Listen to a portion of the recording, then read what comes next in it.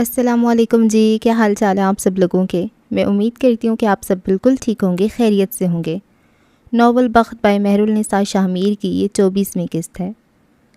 اگست کا پہلا اشرا بیت چکا تھا۔ 14 اگست کی گہما گہمی کے بعد آج وہ کیفے سے ذرا دیر سے واپس آئی تھی۔ زندگی بےحد مصروف ہو چکی تھی۔ کیفے سنبھالنا جتنا آسان لگتا تھا اتنا تھا نہیں۔ وہ مینجمنٹ کے مختلف آن لائن کورسز کر رہی تھی، ساتھ ساتھ اپنی ذہنی صحت کے لیے وہ باقاعدگی سے غزالہ روحی کی کلینک جا رہی تھی۔ اس وقت وہ لاؤنج میں بیٹھی تھی، صوفے پہ نیم دراز، گھر کے ہلکے پھلکے لباس میں بالوں کو گول مول باندھے وہ ٹی وی پہ چینل بدل رہی تھی۔ اسی وقت عمر اندر آتا دکھائی دیا۔ اس کے ہاتھ میں کافی کے مگ تھے، وہ سادہ ٹی شرٹ اور ٹراؤزر میں ملبوس تھا۔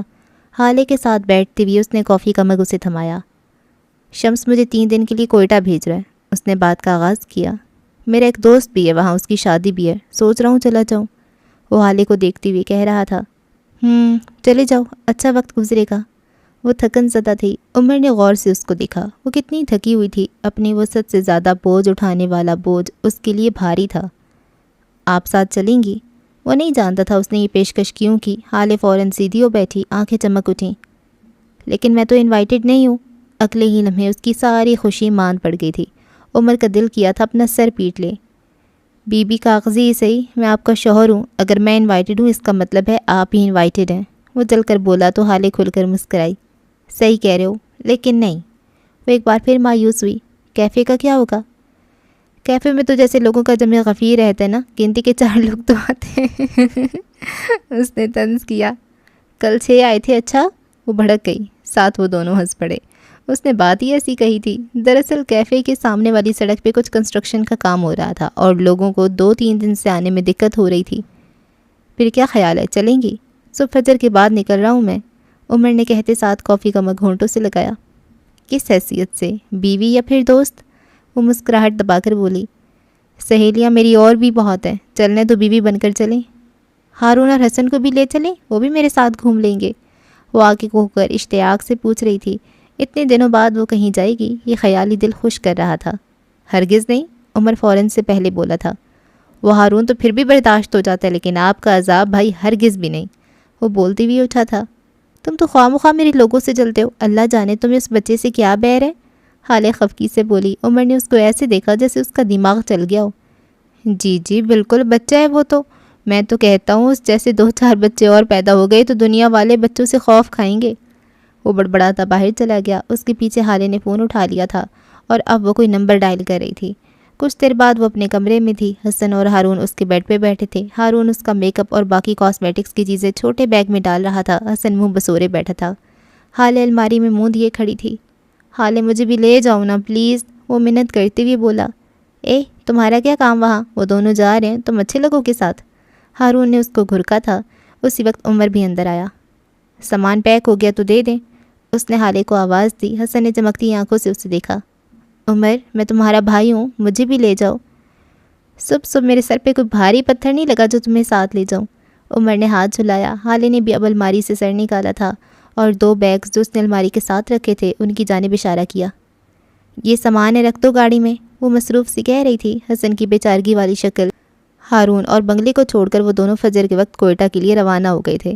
یہ سفر ان کے لیے بہترین رہے گا، خدا کرے۔ سفر اچھا گزر رہا تھا۔ شام کے قریب وہ لوگ بولان پہنچ چکے تھے۔ بولان کوئٹہ سے پہلے آنے والا شہر ہے۔ یہاں کے پہاڑ اور یہاں کے راستے جو کہ پہاڑوں کو ہی کاٹ کر بنائے گئے ہیں، جو انسان کو اپنے زہر میں جکڑ لیتے ہیں۔ وادی بولان کے راستے یوں تھے جیسے ایک اونچے پہاڑ پہ سڑک بنا دی گئی ہو۔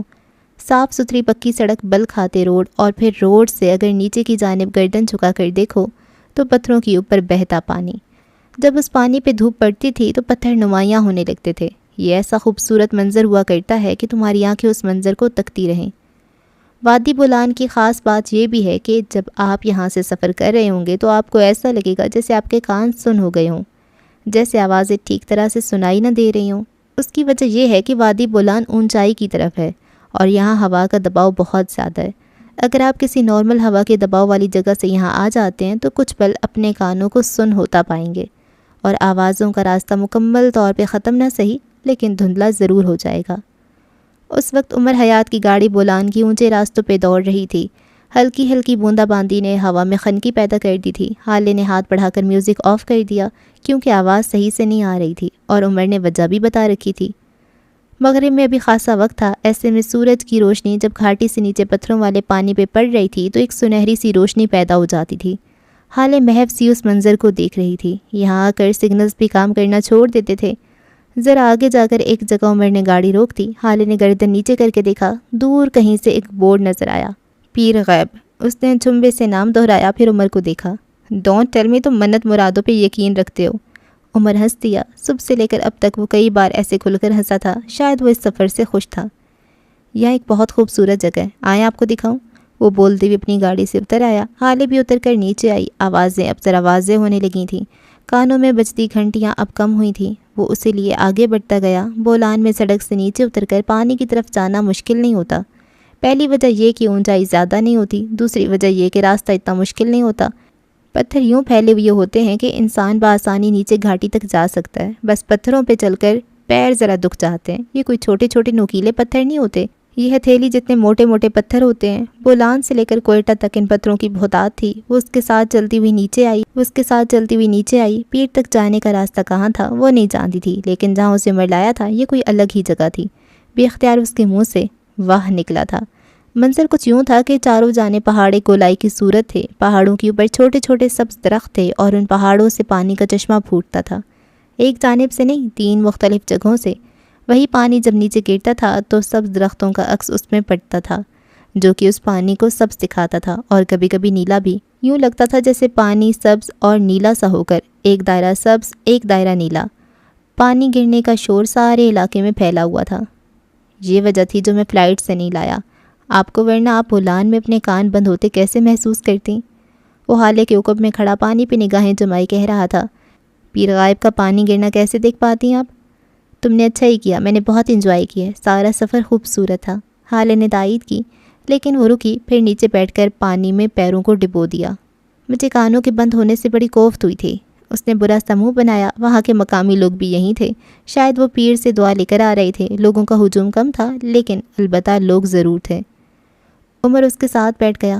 مجھے کبھی بھی آوازوں کے بند ہونے سے کوفت نہیں ہوئی، وہ پانی کے شور میں حالے کے ساتھ بیٹھا کہہ رہا تھا۔ مجھے ہمیشہ رعب سا محسوس ہوا ہے۔ حالے نے اس کو جھمبے سے دیکھا، جیسے اس کا مطلب نہ سمجھ پائی ہو۔ عمر نے کہنا جاری رکھا، میں سوچتا ہوں یہ 15-20 منٹ کے لیے جب آوازیں ہمارے لیے مس بیلنس ہو جاتی ہیں تب ہمیں کتنا برا لگتا ہے۔ اگر ساری زندگی کے لیے یہی خامی اللہ ہمارے اندر رکھ دیتا تو؟ لمحے بھر کے لیے تو حالے کے رونگٹے کھڑے ہو گئے تھے۔ اس لیے میں جب بھی یہاں آتا ہوں تو مجھے خدا سے رعب محسوس ہوتا ہے، مجھے اس کی قدرت سے رعب محسوس ہوتا ہے۔ یہاں آ کر مجھے محسوس ہوتا ہے نارمل ہونا کتنا بڑا اعزاز ہے۔ حالے نے سر اس بات میں ہلایا، تم صحیح کہتے ہو، نارمل ہونا بہت بڑا اعزاز ہے، وہ ہلکی آواز میں بولی۔ کچھ دیر تک وہ دونوں وہیں بیٹھے رہے، اس کے بعد اٹھائے۔ مغرب کا اندھیرا گہرا ہونے لگا تھا۔ اگلے 1 گھنٹے میں وہ کوئٹہ پہنچ چکے تھے۔ پہاڑوں کے درمیان واقع یہ چھوٹا خوبصورت شہر کوئٹہ ایک پیالہ نما شہر ہے جس کے اطراف میں پہاڑیاں ہیں، اور بیچ میں واقع یہ شہر کوئٹہ بلوچستان کا دارالحکومت ہے۔ یہاں زیادہ گرمی نہیں پڑتی تھی، کراچی جیسی تو بالکل نہیں، یہ ٹھنڈا شہر تھا۔ یہاں کی دھوپ بدن جھلساتی نہیں تھی، بلکہ اگر گرمی کے دنوں میں بس ایک پنکھا بھی چلتا رہے تو تمہیں اس کی ہوا بھائے گی۔ ان دونوں کا قیام کوئٹہ کے 5 اسٹار ہوٹل سیرینا میں تھا۔ سیرینا کی لمبی اونچی عمارت مٹیالے رنگ کی تھی، کچا مٹیالہ رنگ، ساری عمارت کے باہر والی مضبوط دیواروں پہ مٹیالہ رنگ جیسے لپیٹ دیا گیا ہو۔ اس ہوٹل کی دیواریں عمر کو ہمیشہ ایک قلعے کی سی لگتی تھیں، اونچی مضبوط موٹی دیواریں۔ آج یہاں تک آتے آتے رات ہو گئی تھی۔ وہ اپنا سفر کل سے شروع کرنے والے تھے۔ اگلا دن اپنے ساتھ کئی ساری مصروفیات لایا تھا۔ صبح عمر اپنے کسی میٹنگ کا کہہ کر گیا تھا اور اب دوپہر کے 12 بجے لوٹا تھا۔ آج شام ہی اس کے دوست کی قوالی نائٹ بھی تھی۔ ایسا کوئی فنکشن شادی کے لیے ضروری تو نہیں تھا، لیکن امیروں کے چونچلے وہ واپس آیا تو حالے ہوٹل کی لابی میں ہی بیٹھی تھی، منہ پھلائے بیزار سی۔ وہ اسے بہلا کر کسی طرح باہر لے ہی آیا تھا، اور پھر وہ ساتھ چلی بھی آئی تھی۔ سب سے پہلے وہ دونوں گولڈ سٹی مال گئے تھے۔ یہ ایک بہت مہنگا اور کوئٹہ کی ایلیٹ کلاس کے لوگوں کے لیے بنا مال تھا۔ عمر حیات یہاں سے وہاں گھماتے ہوئے اسے شہر کے بارے میں معلومات دیتا رہا تھا۔ یہاں سے پھر وہ اسے ایک چوڑی گلی لے آیا تھا۔ یہاں آ کر وہ حقیقتاً خوش ہوا تھا۔ یہ جگہ کراچی کے عام مارکیٹس جیسی تھی، دونوں اطراف میں دکانیں، تنگ گلیاں، لیکن کراچی جتنی تنگ ہرگز نہیں۔ حالے کو یہ سب بہت نیا لگ رہا تھا۔ سب سے اہم بات یہ تھی کہ یہاں وہی وہ واحد لڑکی تھی جس نے سر سے دوپٹہ اتار رکھا تھا۔ باقی پٹھان اور اردو سپیکنگ عورتوں نے دوپٹے سر پہ لے رکھے تھے۔ کوئٹہ میں بہت کم ہی ایسی عورتیں دیکھنے کو ملیں گی جنہوں نے دوپٹے اتار رکھے ہوں یا پبلک پلیسز میں جینز شرٹس پہن رکھی ہوں۔ یہاں پردے کا اہتمام تھا۔ پٹھان بلوچ خواتین تو بڑی بڑی چادروں میں خود کو ڈھانپ کر پھرا کرتی تھیں۔ کچھ اردو سپیکنگ اور عیسائی کمیونٹی کی عورتیں تھیں جن کے دوپٹے سروں سے اترے ہوئے یا پھر سرے سے ہوتے ہی نہیں تھے۔ یہاں سب کو اتنے بڑے دوپٹے اور نقاب لگائے دیکھ حالے نے بھی دوپٹہ اچھے سے سر پہ اوڑھ لیا۔ عمر اسے اس طرح دیکھ کر مسکرایا تھا۔ کافی ساری شاپنگ کے بعد وہ اسے ایک اچھے ریسٹوران لے آیا تھا۔ کیا کھائیں گی؟ وہ مینیو کارڈ دیکھتے ہوئے پوچھ رہا تھا۔ حالے نے آنکھیں پٹ پٹائیں۔ کراچی والے جب کسی نئے شہر جائیں تو ان سے یہ نہیں پوچھا جاتا کہ کیا کھائیں گی، ظاہر ہے بریانی کھائیں گے اور پھر واپس جا کر بتائیں گے۔ کراچی والی بات نہیں تھی۔ عمر نے بس اس کی بات میں مسکراہٹ دبا لی، ساتھ بیرے کو بریانی میں ڈبل مسالہ ڈالنا تاکید کر دی تھی۔ حالے نے اسے ڈبل مسالے کی بات پہ ٹوکا تھا۔ میں اتنا اسپائسی کھانا نہیں کھاتی۔ جواب میں عمر نے اسے بس دھیرج رکھنے کو کہا تھا۔ کھانا لایا گیا۔ عمر شوق سے اپنی سبزی کھا رہا تھا، لیکن حالے نے پہلا نوالا لیتے ہی کڑوا منہ بنایا تھا۔ یہ ہمیں بریانی کہہ کر پلاؤ کیوں دے گیا ہے؟ کراچی والے عمر مسکرایا۔ یہ بریانی ہی ہے، یہاں کے لوگ مسالہ بہت کم کھاتے ہیں میڈم، یہاں یہ کہ نکھیوں سے اس کی پلیٹ کی جانب اشارہ کیا۔ یہ بھی ٹو مچ ہے۔ وہ ہنوز مسکرا رہا تھا۔ حالے کا موڈ خراب ہو چکا تھا۔ وہ کراچی سے آئی مسالوں کی شوقین لڑکی تھی، وہ ایسے پھیکے کھانے کہاں کھا سکتی تھی۔ عمر نے اس کو ہاتھ روکتے ہوئے دیکھا، پھر اٹھ کھڑا ہوا۔ چلے آپ کو کچھ آپ کی ٹائپ کا کھلاؤں؟ وہ والیٹ سے چند نوٹ میز پہ رکھتا کہہ رہا تھا۔ حالے بھی اٹھی۔ کراچی والے کھانے کو نہ نہیں کہتے۔ کچھ دیر بعد وہ اسے کسی مارکیٹ نما جگہ پہ لے آیا تھا۔ حالے متعجب سی اس کے ساتھ ساتھ چل رہی تھی۔ یہاں بڑے بڑے شاپنگ سینٹرز بنے تھے، لوگوں کا رش حد سے زیادہ تھا۔ بالآخر وہ ایک شاپنگ سینٹر کے باہر رکے۔ حالے گردن اٹھائے اس کی عمارت کو دیکھ رہی تھی۔ داؤد شاپنگ سینٹر۔ عمارت کے ماتھے پہ کندہ تھا۔ یہاں کھانا ملے گا کیا؟ وہ حیرت سے بولی۔ عمر کا دل چاہا تھا اپنا سر پیٹ لے۔ بی بی یہاں نہیں، یہاں دیکھیں۔ اس نے حالے کا رخ موڑا۔ عمارت کے عین سامنے ایک چھوٹا سا ڈھابے نما فوڈ کورٹ تھا۔ برگر، بریانی، ٹکا کباب اور ہر قسم کی چٹنی، یہی ان کا مینیو تھا۔ وہ اسی لیے آگے بڑھایا۔ وہ اسٹریٹ فوڈز کا شوقین نہیں تھا، لیکن حالے تھی۔ گول چکردار زینے چڑھتے ہوئے اوپر آئے۔ چھوٹا سا ہال جہاں گنتی کے ہی چند میز اور کرسیاں رکھی تھیں۔ وہ دونوں بھی ایک میز کے گرد بیٹھ گئے۔ عمر نے ریشمی کباب اور ٹکے آرڈر کیے، ساتھ ان کی اسپیشل مایونیز والی چٹنی۔ یہ چٹنی صرف مایو سے نہیں بنتی، اسے بنانے کے لیے گرائنڈر میں مایونیز، چھوٹے سرخ والے مرچ اور نمک اور سرخ پاؤڈر والے مرچ ڈالے جاتے ہیں۔ ذرا دیر کو گرائنڈر میں ان سب کو گھما کر تیار ہونے والی یہ چٹنی آپ کے کانوں سے دھوئیں نکال سکتی تھی۔ تھوڑی دیر تک ویٹر اپنی خاص چٹنی اور کباب لے آیا۔ عمر نے حالے کو اشارہ کیا۔ حالے نے ریشمی کباب کو کانٹے کی مدد سے توڑا، پھر اسی کانٹے کو چٹنی والی پلیٹ میں ڈبو کر منہ تک لے گئی، اور اگلے ہی لمحے اس نے آنکھیں موند لیں۔ یہ اس کا سٹائل تھا۔ جب بھی اسے پرفیکٹ ٹیسٹ ملا کرتا تھا، وہ اسی طرح آنکھیں بند کر اسے محسوس کرتی تھی۔ اب یہ ہوئے نا کراچی والے مسالے۔ وہ مزے لے لے کر کھاتی رہی۔ عمر اسے اسی طرح کھاتے دیکھتا مسکراتا رہا۔ کھانا کھانے کے بعد وہ اسے مختلف جگہوں پہ گھماتا رہا تھا۔ رات کے کوئی 10 بج گئے تھے جب وہ اسے تقریباً گھسیٹتا ہوا ہوٹل لایا تھا۔ اب عمر کے قدم جواب دے چکے تھے۔ حالے منہ بسورتی ہوٹل واپس آ گئی تھی۔ عمر آتے ہی سو گیا تھا۔ وہ اب بھی اپنے کپڑے نکال کر دیکھ رہی تھی۔ کل پارک میں وہ یہ پہنے گی، ہاں بالکل یہی۔ رات گہری سے گہری ہوتی جا رہی تھی اور پلاننگ ختم ہونے کا نام نہیں لے رہی تھی۔ اگلی صبح 16 اگست کی تھی۔ عمر حسب معمول صبح اپنے کام پہ چلا گیا تھا۔ اس کی واپسی دوپہر 1 بجے تک ہوئی۔ آج وہ اسے کئی اور جگہ گھمانے لے گیا تھا۔ ہنّا اڑک، ہنّا جھیل اور پھر رات میں عسکری پارک۔ یہ پارک ایک لمبے چوڑے رقبے پہ بنا تھا۔ پھول، درخت اور ہری گھاس کی تو جیسے اس پارک میں بہتات تھی۔ جنگلے والا بڑا سا دروازہ پار کرتے اندر آؤ تو لمبی سڑک تھی، جس کے دونوں اطراف میں دور دور تک لمبی گھاس بچھی تھی۔ یہ گھاس کے کتنی دور تک تھے جہاں تک تمہاری نگاہ جاتی ہو۔ درختوں سے لپٹی فیری لائٹس نے پارک کی خوبصورتی کو مزید روشن کر رکھا تھا۔ عمر اسے لیے آگے آیا تو لوگوں کا بے تحاشا شور اس کے کانوں میں پڑا۔ یہ وہ جگہ تھی جہاں بڑے بڑے جھولے لگے تھے۔ رائڈ لیتے لڑکے لڑکیاں چیخ چیخ کر اپنے جوش کا اعلان کر رہے تھے۔ لمبا کشتی نما جھولا جس پہ ایک طرف کو لڑکیاں بیٹھتی تھیں اور دوسری طرف لڑکے، اس جھولے کا نام ڈریگن رائڈ تھا۔ عمر ہم بھی رائڈ لیں؟ حالے جھولے کو دیکھتی ہوئی اشتیاق سے کہہ رہی تھی۔ میں ایک عرصہ اس شہر کا ASP رہ چکا ہوں، بچوں کی طرح رائڈ لیتا اچھا لگوں گا۔ وہ مصنوعی خفگی سے بولا۔ کیا ہے عمر، چلو نا، کتنا مزہ آئے گا۔ اب کہ وہ اصرار کرنے لگی تھی۔ اچھا ٹھیک ہے، مت آؤ، میں خود ٹکٹ لے آتی ہوں۔ وہ ٹکٹ بوتھ کی جانب بڑھی۔ اسی لمحے 3 لڑکوں کا گروپ بھی ٹکٹ بوتھ کی جانب آیا۔ عمر فوراً اس تک گیا تھا کیونکہ وہ حالے کے دائیں طرف پوری طرح پھیل کر کھڑا تھا۔ لڑکوں کو صاف اشارہ تھا کہ جب تک میری بیوی یہاں ہے میں اسی طرح آگے کھڑا رہوں گا۔ حالے کا دھیان اس کی طرف نہیں تھا۔ عمر نے ٹکٹس لیے اور وہاں سے چلا آیا۔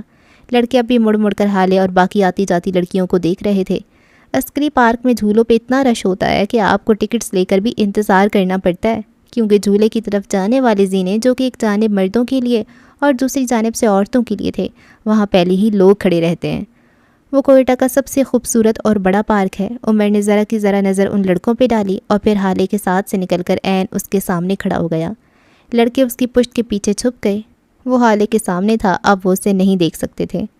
وہ ایک دفعہ پہلے بھی ریستوران میں یوں ہی اس طرح ان کے سامنے آ کر بیٹھ گیا تھا، یوں کہ بس وہی اس کا چہرہ دیکھ سکے، یوں کہ ہر بری یا اچھی نظر کو نظر انداز کر کے وہ بس اسے اپنی نظر کے حصار میں رکھے۔ حالے نے رائڈ لے لی، عمر ساتھ نہیں بیٹھا، وہ کم از کم اس رائڈ کے لیے نہیں جا سکتا تھا۔ اب وہ دونوں پاپ کارن کے پیکٹ ہاتھوں میں لیے یہاں سے وہاں گھوم رہے تھے۔ پھر ایک جگہ عمر خود ہی رکا۔ وہ سائیکل کے پہیے جیسا گول اونچا بلند جھولا تھا، وہ فیرس ویل تھا۔ عمر مسکراتے ہوئے اس کے ٹکٹس لے آیا۔ حالے کو یہ رائڈ کچھ خاص پسند نہیں تھی، دوسرا یہ جھولے کراچی کے مقابلے کم تیز چلتے تھے۔ اب کراچی والوں کے جوش کا کیا مقابلہ، لیکن وہ عمر کے ساتھ کافی انجوائے کر رہی تھی۔ بالآخر وہ فیرس ویل پہ اس کے ساتھ آ بیٹھا۔ وہ دونوں جیسے پنجرے میں بند ہو گئے ہوں۔ پہلے پہل تو حالے کو کچھ خاص مزہ نہیں آیا، لیکن جب رائڈ اوپر جا کر ایک لمحے کو رکی تو ایک لمحے کے لیے سب رک سا گیا۔ عمر کے اشارے پہ اس نے گردن موڑ کر دیکھا۔ یہاں سے سارا کوئٹہ شہر نظر آتا تھا۔ اس رائڈ کی سب سے خاص بات یہی تھی کہ 3 سے 4 سیکنڈ کے لیے ہر دفعہ رائڈ اسی طرح رک جایا کرتی تھی اور وہ پھر سے بے تابی سے اس منظر کو دیکھتی۔ وہ اتنا خوبصورت منظر تھا کہ آنکھیں نہیں بھرتی تھیں۔ وہ شہر کی روشنیاں دیکھ رہی تھی اور عمر اسے، وہ خوبصورتی دیکھ رہی تھی اور عمر اسے، وہ دنیا دیکھ رہی تھی اور عمر اسے، روشنیاں، لوگ، کہے، رونق اور ان سب کے درمیان وہ مبہوت سا اسے دیکھ رہا تھا۔ کئی بار صرف ایک شخص کا دیدار دنیا کی باقی ساری آسائشات پہ بھاری ہوتا ہے۔ وہ دونوں 2 بار رائڈ لے کر اب اتر آئے تھے اور پارک سے بھی نکل آئے۔ ہوٹل کی طرف جاتے راستے میں وہ ایک جگہ رکے تھے۔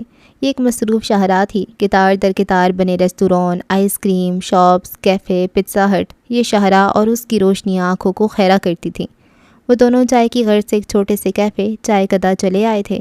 چائے پینے اور کچھ وقت وہاں گزارنے کے بعد اب کی عمر اسے جناح روڈ لے آیا تھا۔ سارا کوئٹہ ایک طرف اور جناح روڈ کی رونق ایک طرف۔ یہاں ذرا ذرا سے فاصلے پہ بہترین اسٹریٹ فوڈ ملتا تھا، گول گپے، برگر، ٹکا کباب اور کیا کچھ نہیں۔ فیری لائٹ سے لپٹے ایک ٹھیلے کے قریب عمر نے گاڑی روکی، چہرہ حالے کی جانب موڑا۔ کیا خیال ہے کراچی والوں؟ وہ مسکرا کر پوچھ رہا تھا۔ جواباً حالے بھی مسکرائی۔ مسالہ، کھانے اور چائے، 3 ایسی چیزیں جنہیں ہم کراچی والے نہ نہیں کہتے، اس نے جتایا۔ عمر کھل کر ہنسا تھا۔ یعنی کہ چٹورے ہوتے ہیں آپ؟ شوقین اور ذوق والے ہوتے ہیں ہم۔ عمر نے ہاتھ اٹھا لیے، یوں جیسے سرنڈر کیا ہو۔ گول گپے کی 3 پلیٹ کھانے کے بعد اب وہ سڑک پہ چہل قدمی کرنے نکلے تھے۔ رات کافی ہو گئی تھی لیکن وہ ہوٹل اب تک نہیں گئے تھے۔ سڑکیں اب سنسان ہونے لگی تھیں۔ جناح روڈ ڈبل روڈ تھا، بیچ میں بنی جگہ روڈ سے ذرا اونچی تھی۔ جگہ پہ گملے اور چھوٹے چھوٹے پودے لگائے گئے تھے۔ 14 اگست کے لیے کی جانے والی سجاہٹ اب بھی عمارتوں پہ واضح تھی۔ سفید اور سبز پتیاں ماحول میں ایک الگ طرح کی چھاپ چھوڑے ہوئے تھیں۔ بارش کے بعد کی یخ بستہ ہوائیں جسم میں چبھ رہی تھیں۔ وہ عمر کے ساتھ اس سڑک کے کنارے پیدل چل رہی تھی۔ وہ دونوں گاڑی کی طرف جا رہے تھے جو کہ بھی کافی دور تھی۔ دفتن عمر رکا، حالے بھی رک گئی۔ یہاں نیم اندھیرا تھا۔ وہ حالے کے سامنے کھڑا تھا، اسے دیکھتا ہوا۔ دور کسی عمارت کی ہلکی ہلکی روشنیاں یہاں بھی آتی تھیں۔ اس نے ہاتھ حالے کے آگے پھیلایا۔ حالے نے کچھ جھجکتے ہوئے اپنا ہاتھ اس کے ہاتھ میں رکھا، لیکن عمر نے بس 2 انگلیاں ہی تھام لیں اور پھر انہی 2 انگلیوں سے پکڑے اسے گول گول گھمانے لگا۔ اول تو اسے کچھ سمجھ نہ آئی، پھر جب حالے کو سمجھ آئی تو وہ ہنستے ہوئے خود بھی گھومتی گئی۔ عمر مسکراتے ہوئے اسے دیکھتا رہا۔ وہ گول گول گھومتے ہوئے زور زور سے ہنس رہی تھی۔ اس کے بال، اس کی فراک سب ہوا کے دوش پہ گھوم رہے تھے۔ زندگی مکمل تھی، حسین تھی، لیکن بس کل رات تلک۔ اگلا دن وہ سارا دن باہر رہا تھا۔ کچھ پرانے دوست، کچھ مصروفیات، کچھ کام، وہ ان سب میں الجھا رہا۔ حالے کو اس نے اپنے دوست کے گھر ڈراپ کر دیا تھا۔ وہ لوگ خالص پٹھان تھے۔ ان کی اردو میں بھی گاڑی پشتو کا عنصر تھا۔ پٹھان بہت ہی مہمان نواز اور سادہ پرخلوص ہوتے ہیں۔ کوئٹہ کے پٹھانوں کے پاس اگر آپ مہمان بن کر چلے جائیں تو ان کا بس نہیں چلتا کہ آپ کو پلکوں پہ بٹھا لیں۔ حالے ان کے گھر میں کچھ وقت تک تو جھجکتی رہی، اس کے بعد اس کی جھجک یوں ختم ہوئی جیسے وہ اسی گھر کی فرد ہو۔ دلہا امان خان کی 2 بہنیں تھیں جو حالے کو اپنے ساتھ لے لے کر گھوم رہی تھیں۔ اس نے ایک مکمل دن اس گھر میں گزارا، اب کہ اسے ہوٹل میں رہنے پہ پچھتاوا ہوا تھا۔ یہ لوگ کتنے اچھے اور ملنسار تھے۔ شام کے وقت وہ امان خان کی اماں زیتون خالہ کے پاس بیٹھی تھی۔ وہ اپنے کچن میں کھڑی مہمانوں کے لیے اپنا خصوصی کھانا تیار کر رہی تھیں۔ 2 اور عورتیں بھی تھیں جو ان کے ساتھ کام میں جٹی تھیں۔ منظر کچھ یوں تھا کہ کچن میں ایک بڑا سا تھال فرش پہ رکھا تھا۔ 2 عورتیں روٹی کے چھوٹے چھوٹے ٹکڑے اس تھال میں ڈال رہی تھیں۔ تھال روٹی سے بھر گیا تو ایک عورت نے دیگچی میں چڑھایا ہوا بڑے گوشت کا سالن سارے تھال میں پھیلا دیا۔ وہ سالن خشک تھا، نہ زیادہ شوربا نہ کم۔ بوٹیاں ہاتھوں سے چھوٹی چھوٹی کر کے اس تھال میں ڈال دی گئی تھیں اور اب کے کالے مرچوں کے پسے ہوئے تھے وہ ڈالے گئے۔ پھر زیتون خالہ نے اٹھ کر اچھے طریقے سے اپنے ہاتھوں کو دھویا۔ حالے محب سے ان کی ساری کارروائی دیکھ رہی تھی۔ اب زیتون خالہ نے نیچے بیٹھی تھال میں رکھے آمیزے کو ہاتھ سے مکس کر رہی تھیں۔ سب کچھ مکس ہوا تو انہوں نے ایک پلیٹ میں ذرا سا کھانا نکال کر حالے کے آگے کیا۔ یہ روایتی کھانا صحبت کہلاتا ہے۔ وہ جو موڑے پہ بیٹھی حیرت سے انہیں دیکھ رہی تھی، ان کی پیشکش پہ مسکراتی ہوئی پلیٹ تھام لی۔ انہیں اردو نہیں آتی تھی، وہ خالص گاؤں والی پٹھان تھی۔ اپنے بیٹی کی شادی کے لیے کوئٹہ آئی تھیں۔ حالے نے ذرا سی روٹی اٹھا کر منہ میں ڈالی اور پھر آنکھیں بند کر لیں۔ وہ ذائقہ مکمل تھا۔ وہ ذائقہ، یہ کھانا کوئٹہ کے مشہور کھانوں میں سے ایک تھا۔ وہ ساری پلیٹ کھا گئی۔ زیتون خالہ اسے محبت سے دیکھتی رہیں۔ کچھ دیر بعد عمر اسے لینے آ گیا تھا۔ وہ بڑی روانی سے سارے گھر والوں سے پشتو میں بات کر رہا تھا۔ حالے تو بس اسے دیکھ کر رہ گئی۔ ساری دنیا کی زبانیں سیکھ لیں، بس ایک میری سرائی کی نہیں سیکھ سکا۔ پھالگس میں کو کیڑی ماہی لوڑے۔ زیتون خالہ نے اسے کئی سارے تحفے اور سر پہ چادر چڑھا کر بھیجا تھا۔ یہ پٹھانوں کا خلوص۔ وہ دونوں امان کے گھر سے نکل آئے۔ اگلے 1 گھنٹے تک وہ ہوٹل آ چکے تھے۔ حالے کو اب ایک نئی فکر ستا رہی تھی، وہ کیا پہنے۔ اپنے ساتھ لائی ہوئی 18 جوڑے وہ ریجیکٹ کر چکی تھی اور اب ہر لڑکی کی طرح اس کے پاس کپڑے نہیں تھے۔ عمر بیڈ پہ بیٹھا بظاہر ٹی وی دیکھ رہا تھا، لیکن وہ حالے کی ساری کارروائی نوٹ کر رہا تھا۔ ویسے میرے پاس ایک حل ہے اگر آپ پوچھنا چاہیں، وہ اس کی طرف نظریں موڑ کر بولا تھا۔ وہ جو اپنے بیگ میں منہ دیے بیٹھی تھی اس کی بات پہ تپ گئی۔ دماغ نہ خراب کرو میرا، تمہیں یہاں بھی مذاق سوچ رہے۔ عمر خاموشی سے اٹھا، اپنے بیگ کی طرف گیا اور آرام سے ایک جوڑا نکال آیا۔ وہ کوئی لیڈیز جوڑا تھا، گلابی رنگ کا کامدار جوڑا۔ کیا تمہیں کچھ یاد آیا؟ حالے نے گردن موڑ کے اس کو دیکھا، پھر اس کے ہاتھ میں موجود اس جوڑے کو دیکھا۔ ایک پل کے لیے مال میں ہونے والی ملاقات تازہ ہو گئی۔ وہ آگے آیا، جوڑا حالے کے آگے رکھ دیا، خود پنجوں کے بل اس کے پاس بیٹھا۔ وہ خاموشی سے اسے تک رہی تھی۔ اب عمر کوئی جذباتی بات کہے گا، اب شاید پچھلا وقت یاد کرے گا، لیکن وہ جب بولا تو حالے بے اختیار اس کے بولنے پہ پچھتائی تھی۔ اسے پہن لیں پلیز، میرے 10,000 لگے ہیں اس پہ، وہ بیچارگی سے کہہ رہا تھا۔ حالے کلس کر رہ گئی۔ نہیں پہننا، لے جاؤ، اتنی پرواہ اپنے 10,000 کی۔ وہ ایک بار پھر اپنے بیگ میں منہ دے بیٹھ گئی۔ اگر نہیں پہننا تو مجھے واپس کریں، یہاں بہت سہیلیاں ہیں میری، میں دے دوں گا کسی کو۔ میں نیلا طوطا کھلا کر ماروں گی تمہیں بھی اور تمہاری سہیلیوں کو بھی، وہ غرا کر بولی۔ ساتھ جوڑا جھپٹ کر اٹھایا اور باتھ روم کی جانب بڑھ گئی۔ اب تو طے تھا کہ وہ یہی جوڑا پہنے گی۔ ہال برقی کمکموں سے سجا تھا۔ ایک جانب سٹیج لگا تھا جس پہ کچھ موسیقار بیٹھے تھے۔ سٹیج سے نیچے نرم قالین بچھے تھے جن پہ قطار در قطار لوگ بیٹھے تھے۔ شام میں خوب بارش ہوئی تھی اور بارش کوئٹہ کو یخ برف بنا دیتی ہے۔ تیز ہوا اگست میں بھی دسمبر جیسی لگ رہی تھی۔ کچھ دیر قبل وہ لوگ کھلے آسمان تلے بیٹھے تھے، لیکن اب چاروں طرف ٹینٹ لگا دیا گیا تھا۔ سردی ذرا کم ہوئی تھی، لیکن ٹھنڈی ہوا اب بھی کپ کپانے پہ مجبور کر دیتی تھی۔ موسیقار کی آواز سب کو سر دھننے پہ مجبور کیے ہوئے تھی۔ مردوں نے شالیں پہن رکھی تھیں، عورتوں نے اپنے دوپٹے اپنے گرد اوڑھ لیے، لیکن محفل برخاست نہ کر سکے۔ عمر حیات سیاہ شلوار قمیض میں ملبوس تھا، کندھے پہ آف وائٹ شال ڈال رکھی تھی۔ حالے نے اسے پہلی مرتبہ ان کپڑوں میں دیکھا تھا۔ وہ حقیقتاً بہت اچھا لگ رہا تھا، یا پھر اب وہ اسے اچھا لگنے پہ مجبور کر چکا تھا۔ وہ اس کے ساتھ ہی بیٹھا تھا۔ حالے نے گلابی جوڑا پہن رکھا تھا، کامدار اور بھاری جوڑا، کانوں میں آویزے، بھورے بال کرل کر کے پشت پہ کھلے چھوڑ دیے تھے۔ وہ اچھی لگ رہی تھی۔ عمر اس کے ساتھ بیٹھا موسیقار کے جلووں پہ سر دھن رہا تھا، شاید وہ محظوظ ہو رہا تھا۔ حالے گردن موڑ کر اسے دیکھی گئی۔ وہ ہلکی بڑی شیو اور سیاہ آنکھوں والا مرد یکدم اتنا قریبی کیوں ہونے لگا تھا؟ کیوں اسے دیکھ کر جی چاہتا تھا کہ زندگی کو ایک چانس دیا جائے؟ ہیپی اینڈنگ، ٹریجک اینڈنگ، ان سب کو ذہن سے نکال کر بس ٹوگیدر اینڈنگ پہ یقین کیا جائے۔ آج یہاں بیٹھے ہوئے اس نے فیصلہ کیا تھا کہ اگر اب کی بار عمر نے کوئی پیش قدمی کی تو وہ انکار نہیں کرے گی۔ اسی پہر چائے کا دور چلا، سبز چائے اور ساتھ چھوٹی پیالی میں رنگ برنگی ٹکیاں ایک چھوٹی سی ٹرے میں ڈال کر سب مہمانوں کے آگے رکھی جا رہی تھیں۔ حالے اور عمر کے آگے بھی ٹرے رکھا گیا۔ عمر ٹھنڈی چائے پیتا تھا، سو اس نے چائے کو ہاتھ نہیں لگایا۔ حالے نے اپنا کپ اٹھا لیا اور منہ تک لے گئی، لیکن اگلے ہی لمحے اس نے بری شکل بنا کر کپ دور ہٹایا تھا۔ یہ پھیکی ہے، وہ عمر کے کان کے پاس جھکی۔ عمر نے گردن موڑ کے اس کو دیکھا، پھر ٹرے میں رکھی رنگ برنگی ٹکیوں میں سے ایک ٹکی اٹھا کے اس کے ہاتھ پہ رکھی۔ میوزک کے شور میں آوازیں واضح نہیں تھیں۔ وہ اس کے کان کے پاس جھکا۔ پہلے اس کو منہ میں رکھیں، پھر چائے کا گھونٹ لیں، میٹھی ہو جائے گی، یہاں کی چائے اسی طرح ہوتی ہے۔ وہ اس کے قریب زور سے بول رہا تھا۔ حالے نے سمجھنے کے انداز میں سر ہلا دیا۔ وہ پہلے کیوں نہیں سمجھی؟ ساتھ اس نے ایک پیلی ٹکی اٹھا کے منہ میں رکھی اور سبز چائے کا گھونٹ لیا، اب کہ وہ واقعی میٹھی لگی تھی۔ رات گزرتی جا رہی تھی اور ٹھنڈ بڑھ رہی تھی۔ کوئٹہ میں ویسے بھی اگست کی راتیں ٹھنڈی ہوتی ہیں، لیکن ایسی بارش کے بعد تو پھر کیا کہنا۔ اسی پہر ایک نوارد عورت چلتی ہوئی آگے آئی۔ اسے عمر کے قریب جگہ خالی دکھی۔ حالے نے اسے قریب آتے دیکھا۔ وہ عمر کے پاس آ کے رکی۔ شاید وہ عمر سے یہاں بیٹھنے کی اجازت مانگ رہی تھی۔ حالے کو نہ جانے کیوں یہ عورت بری لگی تھی، بلکہ بہت زیادہ بری۔ کوئی عمر کے قریب نہ آئے بس۔ اور پھر اس نے نہ جانے کس خیال کے تحت اپنا پرس اٹھایا اور عمر کے آگے سے گزار کر اس خالی جگہ پہ رکھ دیا۔ اس عورت کے ساتھ ساتھ عمر بھی چونکا تھا، بلکہ بھونچکا ہی رہ گیا۔ حالے خود بھی چونک گئی۔ اس نے کیا سوچ کر یہ حرکت کی تھی؟ وہ میرے بیگ کو گرمی لگ رہی تھی۔ اس نے گردن پہ ہاتھ پھیرتے انتہائی بھونڈا اور بیکار بہانہ بنایا، ساتھ گردن جھکا کر خفت سے آنکھیں میچ لیں۔ کیا بکواس کر دی پئیاں حالے، لعنتیں تئیں تھے۔ عورت مسکرائی، عمر بھی ہلکا سا مسکرایا۔ جی آپ صحیح کہہ رہی ہیں، لیدر کا بیگ ہے، اسے گرمی لگ رہی ہوگی۔ عورت نے اسے مزید شرمندہ ہونے سے بچا لیا اور آگے گزر گئی۔ حالے اب عمر کو نہیں دیکھ رہی تھی، وہ یہاں وہاں دیکھ رہی تھی۔ عمر کیا سوچ رہا ہوگا؟ اف کیا کر دیا۔ رات کے کوئی 10 بج رہے تھے۔ سردی بڑھنے لگی تو حالے نے اپنے بازوؤں کو ڈھانپ لیا، لیکن اسے اب بھی سردی لگ رہی تھی۔ عمر نے اس کو دیکھا، پھر اپنی شال لمبی کر کے آدھی حالے کے اوپر ڈال دی۔ کمال ہے، آپ کے بیگ کو گرمی لگ رہی ہے اور آپ کو سردی؟ اس کے قریب جھک کر بولا، لیکن حالے نے اس کی آواز نہیں سنی۔ وہ بس اس لمحے کو اپنی یادداشت میں محفوظ کر رہی تھی۔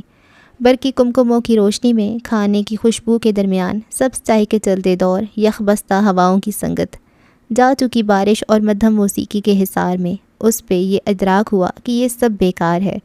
رونق کی زندگی تو بس اس شخص سے ہے جو اپنے شال کا آدھا حصہ اس کے اوپر ڈالے ہوئے تھا۔ یہ زندگی کا بونس مومنٹ تھا۔ کئی لمحے بعد حالے اس کی گود میں رکھے موبائل کو دیکھ رہی تھی، جس پہ کوئی میسج چمک رہا تھا۔ Happy birthday Umar, sorry for being late. ساتھ اسمائلی ایموجی۔ اس نے گردن اٹھا کے اسے دیکھا۔ وہ اس کے بالکل قریب ہی تو تھا۔ شال اب بھی آدھی اس کے اوپر گرا رکھی تھی۔ آج تمہارا برتھ ڈے ہے؟ وہ حیران تھی۔ عمر نے اس بات میں سر ہلایا۔ سیاہ آنکھیں اپنی جیسی سیاہ آنکھوں پہ جمی تھیں۔ حالے فوراً اٹھ کھڑی ہوئی۔ عمر متعجب سا اسے دیکھ رہا تھا۔ اٹھو چلے، وہ اس سے کہہ رہی تھی اور وہ اس کے ساتھ ہی اٹھا تھا۔ اگلے پل لوگوں نے ان دونوں کو وہاں سے جاتے دیکھا تھا، اور پھر اس سے اگلے کئی پل وہ شہر کی ایک بیکری کے باہر کھڑے تھے۔ عمر سخت خوف زدہ تھا۔ بچہ تھوڑی ہوں میں، چھوڑیں یہ سب۔ لیکن حالے اس کی بات سنی انسنی کرتی اندر چلی گئی۔ وہ باہر ہی کھڑا رہا، البتہ وہ گلاس وال سے دیکھ سکتا تھا کہ وہ کس اشتیاق سے کیک نکلوا رہی تھی۔ پھر اس کا فون بجا تھا۔ وہ عمر کی شال کندھوں پہ اوڑے فون کان سے لگا گئی۔ بیکر اسے کیک تھما رہا تھا۔ حالے نے اسے کیک لیا، پیسے دیے، موبائل ہنوز کان سے لگائے رکھا تھا، اور پھر اگلے ہی لمحے عمر نے وہ خوبصورت کیک اس کے ہاتھوں سے چھوٹ کر گرتے دیکھا۔ اس نے حالے کی آنکھوں میں تکلیف دیکھی، اور پھر اس سے اگلے لمحے اس نے ان آنکھوں کو اپنے لیے اجنبی ہوتے دیکھا۔ وہ بیکری کے اندر تھی اور وہ سیاہ لباس میں بیکری کے باہر۔ ان دونوں کے درمیان بس گلاس وال تھی۔ لیکن کیا تمہیں اب بھی لگتا ہے کہ ان دونوں کے درمیان بس گلاس وال تھی؟ گلاس وال کے پار سے وہ اسے دیکھ رہا تھا۔ روشنیوں میں گھرا اس کا چہرہ زرد نظر آ رہا تھا، چمکتی آنکھوں میں آنسو تھے۔ وہ آگے نہیں گیا، وہ جا ہی نہیں سکا۔ ایک الہام تھا جو اسے اترا تھا، ایک وجدان تھا جو اسے ملا تھا کہ اب اس کی کوئی پیش قدمی، اس کی کوئی بات گلاس وال کے اندر موجود انسان کی آنکھوں کے اجنبی پن کو دور نہیں کر سکتی۔ وہ ساکت کھڑا رہا۔ بیکری کے عملے نے اس کے پیروں میں گرا کیک صاف کر لیا تھا۔ وہ اب بھی لتھڑے ہوئے پیروں کے ساتھ وہیں کھڑی تھی، ساکت شل۔ لڑکا اس سے کچھ کہہ رہا تھا، شاید نیا کیک، شاید آدھی قیمت پہ، لیکن وہ نہیں سن رہی تھی۔ وہ انہیں لتھڑے ہوئے پیروں کے ساتھ باہر نکل آئی۔ اس کی آنکھیں خشک تھیں، ان میں کوئی نمی نہیں تھی۔ عمر اسے اپنے قریب آتے دیکھتا رہا۔ وہ آئی اور عمر کے بالکل قریب آ کر رکی۔ سے آنکھیں اٹھا کے اس کو دیکھا۔ چند لمحے وہ یوں ہی اسے دیکھتی رہی، بغیر پلک جھپکے، پھر بغیر کچھ کہے آگے چلی گئی۔ عمر اس کے پیچھے گیا تھا۔ کافی دور تک وہ دونوں اسی طرح خاموشی سے ساتھ چلتے رہے۔ پھر اس نے حالے کو کہتے سنا، تم نے کہا تھا بھیڑیے کبھی چھپ کر وار نہیں کرتے۔ اس کی آواز ہلکی تھی، دور کہیں سے آتی ہوئی۔ بھیڑیے وفادار ہوتے ہیں، بہادر ہوتے ہیں، ریپ نہیں کرتے، چوری ڈاکہ نہیں ڈالتے، گولیاں نہیں چلاتے، دھوکہ نہیں دیتے۔ تم نے کہا تھا نا۔ وہ چلتے چلتے رک گئی، مکمل رخ اس کی جانب موڑ کر اس کو دیکھا۔ عمر کے چہرے پہ اسٹریٹ پولز کی روشنی پڑ رہی تھی۔ حالے کا چہرہ اندھیرے میں تھا۔ تم نے کہا تم انسان نہیں ہو، بھیڑیے ہو، اور میں نے یقین کر لیا۔ عمر اسے دیکھ رہا تھا، چپ، ساکت۔ وہ 2 قدم آگے آئی، ٹھنڈی ہوا کا جھونکا سرسرا کر گزرا، دور کہیں کتے بھونکے۔ اس نے چہرہ عمر کے قریب کیا۔ تم ایک بات بتانا بھول گئے عمر، تم نے بھیڑیوں کی خصوصیت بھلا دی۔ وہ ایک لمحے کو رکی۔ بھیڑیے غاصب نہیں ہوتے عمر، وہ بے بسی سے بولی، اور عمر حیات کو کوئٹہ شہر کے سارے پہاڑ اپنے سر پہ گرتے محسوس ہوئے تھے۔ وہ شاکڈ رہ گیا۔ بھیڑیے کسی کا مال، کسی کی زمین، کسی کا زیور غصب نہیں کرتے۔ تم نے کہا تھا تم بھیڑیے ہو، لیکن تم انسان نکلے عمر، تم انسان نکلے۔ وہ بدقت کہہ پا رہی تھی۔ عمر کی گردن اب بھی کھڑی تھی، لیکن اس کی آنکھیں، ان میں اب ذرا سی، بالکل ذرا سی تکلیف تھی۔ میں نے اس دن بابا کے وارثوں کے خانے میں تمہارا نام دیکھا تھا۔ بینک میں جب آپ اپنا کوئی زیور، قیمتی چیز یا پھر بھاری رقم رکھواتے ہیں تو وہ لوگ آپ سے آپ کے مرنے کے بعد یہ سامان کسے دینا ہے آپ کے اس وارث کا نام اور نمبر لکھوا لیتے ہیں۔ میں نے اس نام کو ایسے اندیکھا کیا جیسے کبھی دیکھا ہی نہ ہو۔ مجھے لگا تم بھیڑیے ہو، اور بھیڑیے غاصب نہیں ہوتے۔ اس کے لہجے میں زمانوں کا کرب تھا۔ تم انسان نکلے عمر، تم انسان نکلے۔ وہ تکلیف، بے بسی اور کرب سے بولی۔ دور کہیں کسی گھڑی میں 12 بجنے کا اشارہ ہوا تھا۔ حال سلطان کی طرح عمر حیات کا برتھ ڈے بھی خراب ہو چکا تھا۔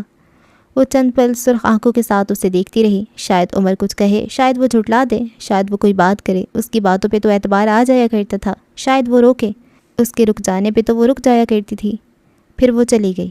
عمر آنکھوں میں کرچیاں لیے اسے دیکھے گیا۔ نہ کچھ کہنے کو باقی تھا، نہ صفائی دینے کو۔ وہ انہیں کیک سے لتھڑے پیروں اور ٹوٹے دل کے ساتھ آگے بڑھتی چلی گئی۔ اندھیرے میں، گمنامی میں عمر اسے روک ہی نہیں سکا۔ انسانوں کے پاس روکنے کے اختیار بہت کم ہوا کرتے ہیں۔ ہوٹل روم میں وہ کب آئی، کیسے آئی، کچھ یاد نہیں رہا۔ منظر دھندلے ہو رہے تھے، یادداشت گم ہو رہی تھی۔ اس نے کانپتے ہاتھوں سے اپنے چند کپڑے بیگ میں ٹھونسے۔ میک اپ، جیولری، کون سا سامان کہاں تھا، کیوں تھا، کچھ یاد نہیں تھا۔ بس ایک عمر حیات تھا جو یاد کے پردے پہ چپک کر رہ گیا تھا۔ اس نے اپنے لیے فلائٹ بک کروا لی تھی۔ صبح 6 بجے کی فلائٹ تھی۔ وہ غائب دماغی سے بیگ میں کپڑے ڈال رہی تھی۔ ڈال ایک چیز رہی تھی، گرتی 2 تھیں۔ تھک کر بیزاری سے روتی ہوئی اس نے بیگ کو دور پھینکا اور ہوٹل کے ٹھنڈے فرش پہ بیٹھ گئی۔ عمر کافی دیر سے اسے ہی دیکھ رہا تھا۔ خاموشی سے آگے آیا، ایک ایک کر کے سارے کپڑے اندر ڈالے۔ اس کا میک اپ، اس کی جیولری، جوتے، سب سیٹ کر کے رکھا۔ وہ ساکت ہوئی، فرش پہ بیٹھی رہی، پھر اٹھی اور بالکنی کا دروازہ کھول کر بالکنی میں آ گئی۔ اسے لگا وہ کھڑی نہیں رہ سکے گی۔ وہ دیوار سے لگتی آہستگی سے نیچے بیٹھ گئی۔ سرد فرش نے ریڑھ کی ہڈی تک سنسنا دی۔ آنکھوں سے اب کے آنسو نکلے تھے، 1 2 3، اور پھر اسے گنتی بھول گئی۔ وہ منہ پہ ہاتھ رکھے بری طرح سے سک رہی تھی، دل پھٹ رہا تھا۔ سبز چائے، شال کی گرمی، سیاہ لباس میں وجیح لگتا عمر، سب چھوٹ گئے، دور رہ گئے۔ بولان کا پتھروں کے اوپر بہتا پانی، پیر غیب کے چشمے، سبز فیروزی پانی، سب جھوٹ لگا، فریب لگا۔ کمرے میں کھڑا عمر حیات بے بسی سے لب کاٹتا رہ گیا۔ یہ وہ کیفے والے حالی نہیں تھی جس کے آنسو پونچھ لیتا۔ یہ وہ حال والے حالے نہیں تھی جس کے اوپر اپنی شال اڑا دیتا۔ یہ وہ نہیں تھی، یا پھر عمر اس کے لیے وہ نہیں رہا تھا۔ وہ ساری رات بالکنی میں پڑی رہی اور عمر حیات اسی بالکنی کے دروازے سے ٹیک لگائے بیٹھا رہا۔ فجر کے وقت وہ اندر آئی۔ عمر سے کچھ کہے بغیر وہ باتھ روم میں گھس گئی۔ تھوڑی دیر بعد وہ نکلی تو اس کا چہرہ صاف تھا، میک اپ اتر چکا تھا، آویزیں پھینک دیے تھے، لباس اب بھی وہی تھا، گلابی کامدار۔ وہ آگے آئی، اپنا بیگ اٹھایا۔ حالے میری بات سن لیں ایک بار، اس کے پیچھے کھڑے عمر نے پکارا۔ میں نے کچھ بھی نہیں چھپایا۔ آپ نے کہا تھا یہ کس نے کیا ہے، یاد ہے آپ نے پوچھا تھا؟ وہ ہلکی آواز میں کہہ رہا تھا۔ حالے نہیں مڑی، وہ دروازے کی طرف منہ کیے کھڑی رہی۔ وہ جانے کا فیصلہ کر چکی تھی۔ عمر کہہ رہا تھا، میں نے آپ سے کہا تھا جس کو اس کی سب سے زیادہ ضرورت ہوگی۔ آپ کو سوچنا چاہیے تھا اس کی زیادہ ضرورت کس سے ہوگی۔ وہ آزردگی سے بول رہا تھا۔ حالے اب بھی نہیں مڑی۔ میں ایک وقت میں اسی طرح بے آسرا، بے سہارا معراج سلطان کے پاس آیا تھا۔ مجھے کھڑا کرنے کے لیے انہوں نے مجھ سے میرا سب کچھ لے لیا تھا، میری نیند، میرا سکون، میرے کمفرٹس۔ وہ جلدی جلدی بول رہا تھا۔ میرے اکاؤنٹ میں 10 لاکھ تھے، جج صاحب نے مجھ سے وہ بھی لے لیا۔ وہ میرے استاد تھے، میں نے ان سے جو سیکھا وہی آپ کے ساتھ کیا۔ آپ کو اور حسن کو کھڑا کرنے کے لیے میرے پاس اس کے علاوہ کوئی طریقہ نہیں تھا، میرا یقین کریں۔ حالے اب بھی نہیں مڑی۔ عورت جب جانے کا فیصلہ کر چکی ہو تو نہیں مڑتی۔ وہ بھی نہیں مڑی۔ دروازہ کھولا اور باہر نکل گئی۔ عمر اب دراز سے اپنا سامان اپنے کارڈ سے نکال رہا تھا۔ فلائٹ وہ رات ہی بک کروا چکا تھا۔ کون سا بولان، کون سا پانی، کون سا کوئٹہ، اس وقت سب زہر لگ رہا تھا۔ سچ تھا، موسم دل کے ہوتے ہیں، شہر چاہے کوئی بھی ہو، دل خوش نہیں تو کچھ بھی نہیں۔ ان دونوں کی فلائٹ ایک ہی تھی۔ عمر حالے کی سیٹ سے 2 نشست پیچھے بیٹھا تھا۔ کراچی ایئرپورٹ پہ وہ اتری۔ عمر نے ایک مرتبہ پھر اس سے بات کرنا چاہا لیکن سامنے ہارون کو دیکھ کر خاموش ہو گیا۔ لیکن اب کہ حالے اس کی جانب مڑی تھی، اس کی آنکھیں ٹھنڈی برف تھیں، کوئی آنسو، کوئی درد جیسے چھو کر بھی نہ گزرا ہو۔ عمر اس کے سامنے کھڑا تھا، سادہ لباس میں ملبوس، اس کی آنکھیں بے چین تھیں۔ میرے گھر کے پیپرز میرے حوالے کرو، عمر کی آنکھوں میں آنکھیں ڈال کر بولی تھی۔ میرا زیور، میرا پیسہ، سب ابھی کے ابھی میرے حوالے کرو۔ ہم گھر نہیں بینک جا رہے ہیں، یا پھر وہاں جہاں تم نے میری چیزیں رکھی ہیں۔ اس کا لہجہ بے لچک اجنبی تھا۔ حالے عمر ہم کوئی بات نہیں کریں گے، وہ حتمی لہجے میں بولی۔ ہم دونوں نے ایک اچھا وقت گزارا ہے ساتھ، کیا تم چاہتے ہو ہم ٹاکسک طریقے سے الگ ہوں، لڑیں، گالیاں اور الزام دیں؟ اس کا لہجہ نہ اونچا تھا نہ طنزیہ، وہ بس بات کر رہی تھی۔ ہارون ان دونوں سے فاصلے پہ کھڑا تھا، عمر اسے بے چینی سے دیکھ رہا تھا۔ حالے کہے جا رہی تھی، ہم دونوں اب بھی دوست ہیں، ویسے دوست جو ضرورت کے تحت ایک دوسرے کو کال کر سکتے ہیں۔ میں گریسفلی تم سے الگ ہونا چاہتی ہوں، میں تمہارے ساتھ چلنے سے انکار کرتی ہوں، کیا تمہیں نہ سمجھ آتا ہے عمر؟ وہ رسان سے کہہ رہی تھی، اور عمر حیات اتنا غیرت مند اور اتنا باوقار ضرور تھا کہ کسی لڑکی کا نہ سمجھے۔ اگلے 1 گھنٹے میں وہ بینک سے تمام دستاویزات لے آیا تھا۔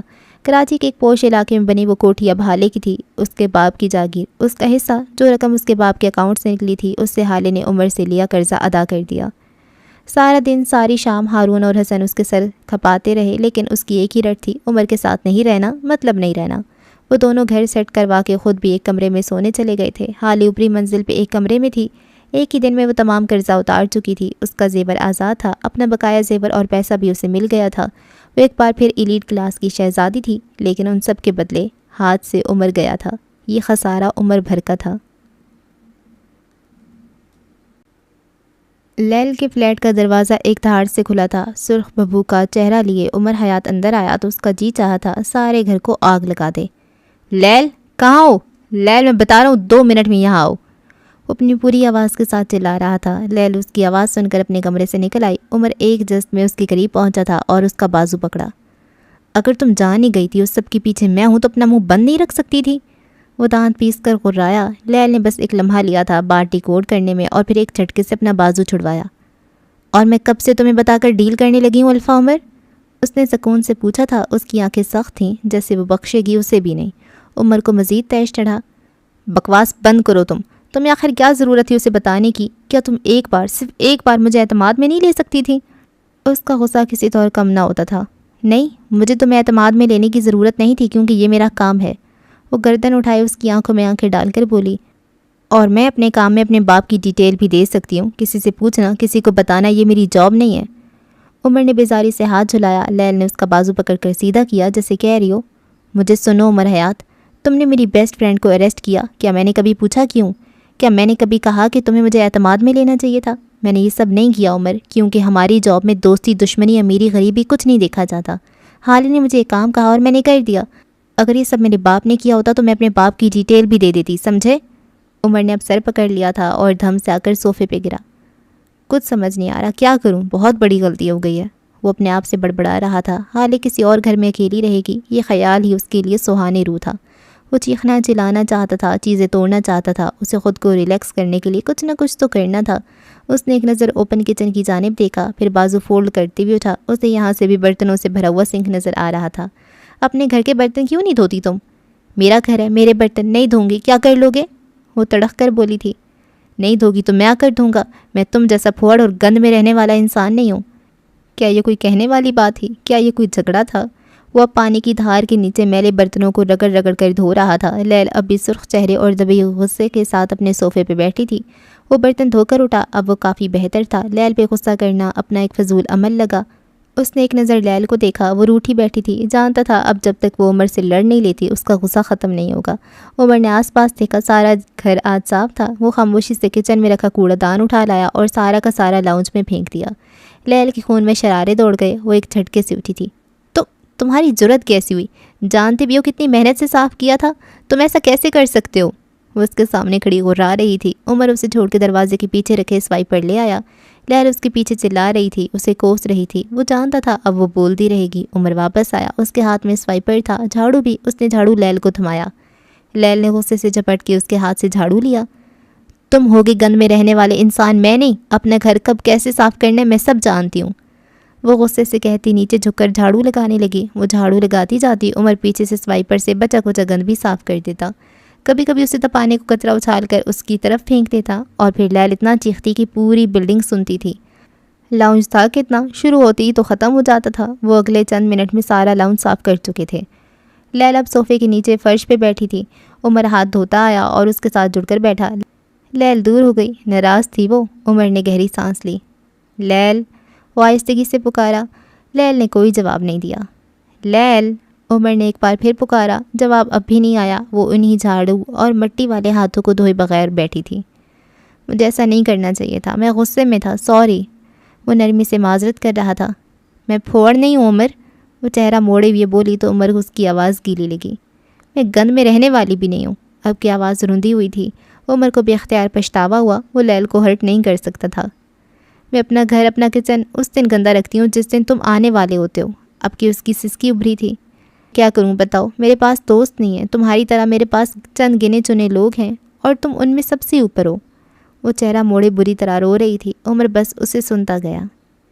میرے پاس تمہارے قریب رہنے کے یہی طریقے ہیں، تم میرے دوست ہو عمر، میرا خاندان ہو، ہم 10 سال سے ساتھ ہیں، تمہارے علاوہ میرا اس دنیا میں کوئی نہیں ہے۔ مجھے بتاؤ، اگر تم اپنے مسائل، اپنے کاموں میں الجھ کر لیل کو بھول جاؤ تو لیل کیا کرے؟ اس کے آنسو بھل بھل بہہ رہے تھے، آواز بلند نہیں تھی، آزردہ تھے۔ تم پہ گیو اپ کروں یا تمہیں بلا لوں؟ کیا اپنے سارے خاندان پہ گیو اپ کرنا آسان ہے؟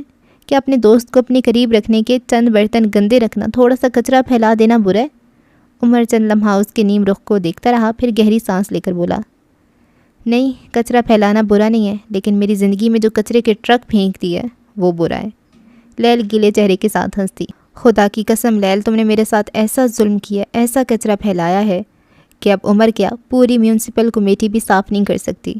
وہ ایک بار پھر زور سے ہنسی۔ عمر اسے دیکھ کر ہنسا اور پھر وہ دونوں ہاتھ پہ ہاتھ مار کر ہنس پڑے۔ میری ساری زندگی خراب ہو گئی، وہ ہنستے ہنستے بولا، اور مجھے شروع سے پتہ تھا اس سارے کالے کانڈ کے پیچھے تم ہو۔ وہ بھی بمشکل بول سکی، ہنس ہنس کر ان کی آنکھوں سے پانی نکل رہا تھا۔ لیل پیٹ پکڑے ہنس رہی تھی اور عمر گردن کو صوفے پہ پھینکے ہنس رہا تھا۔ وہ دونوں 10 سال اسی طرح کرتے رہے تھے۔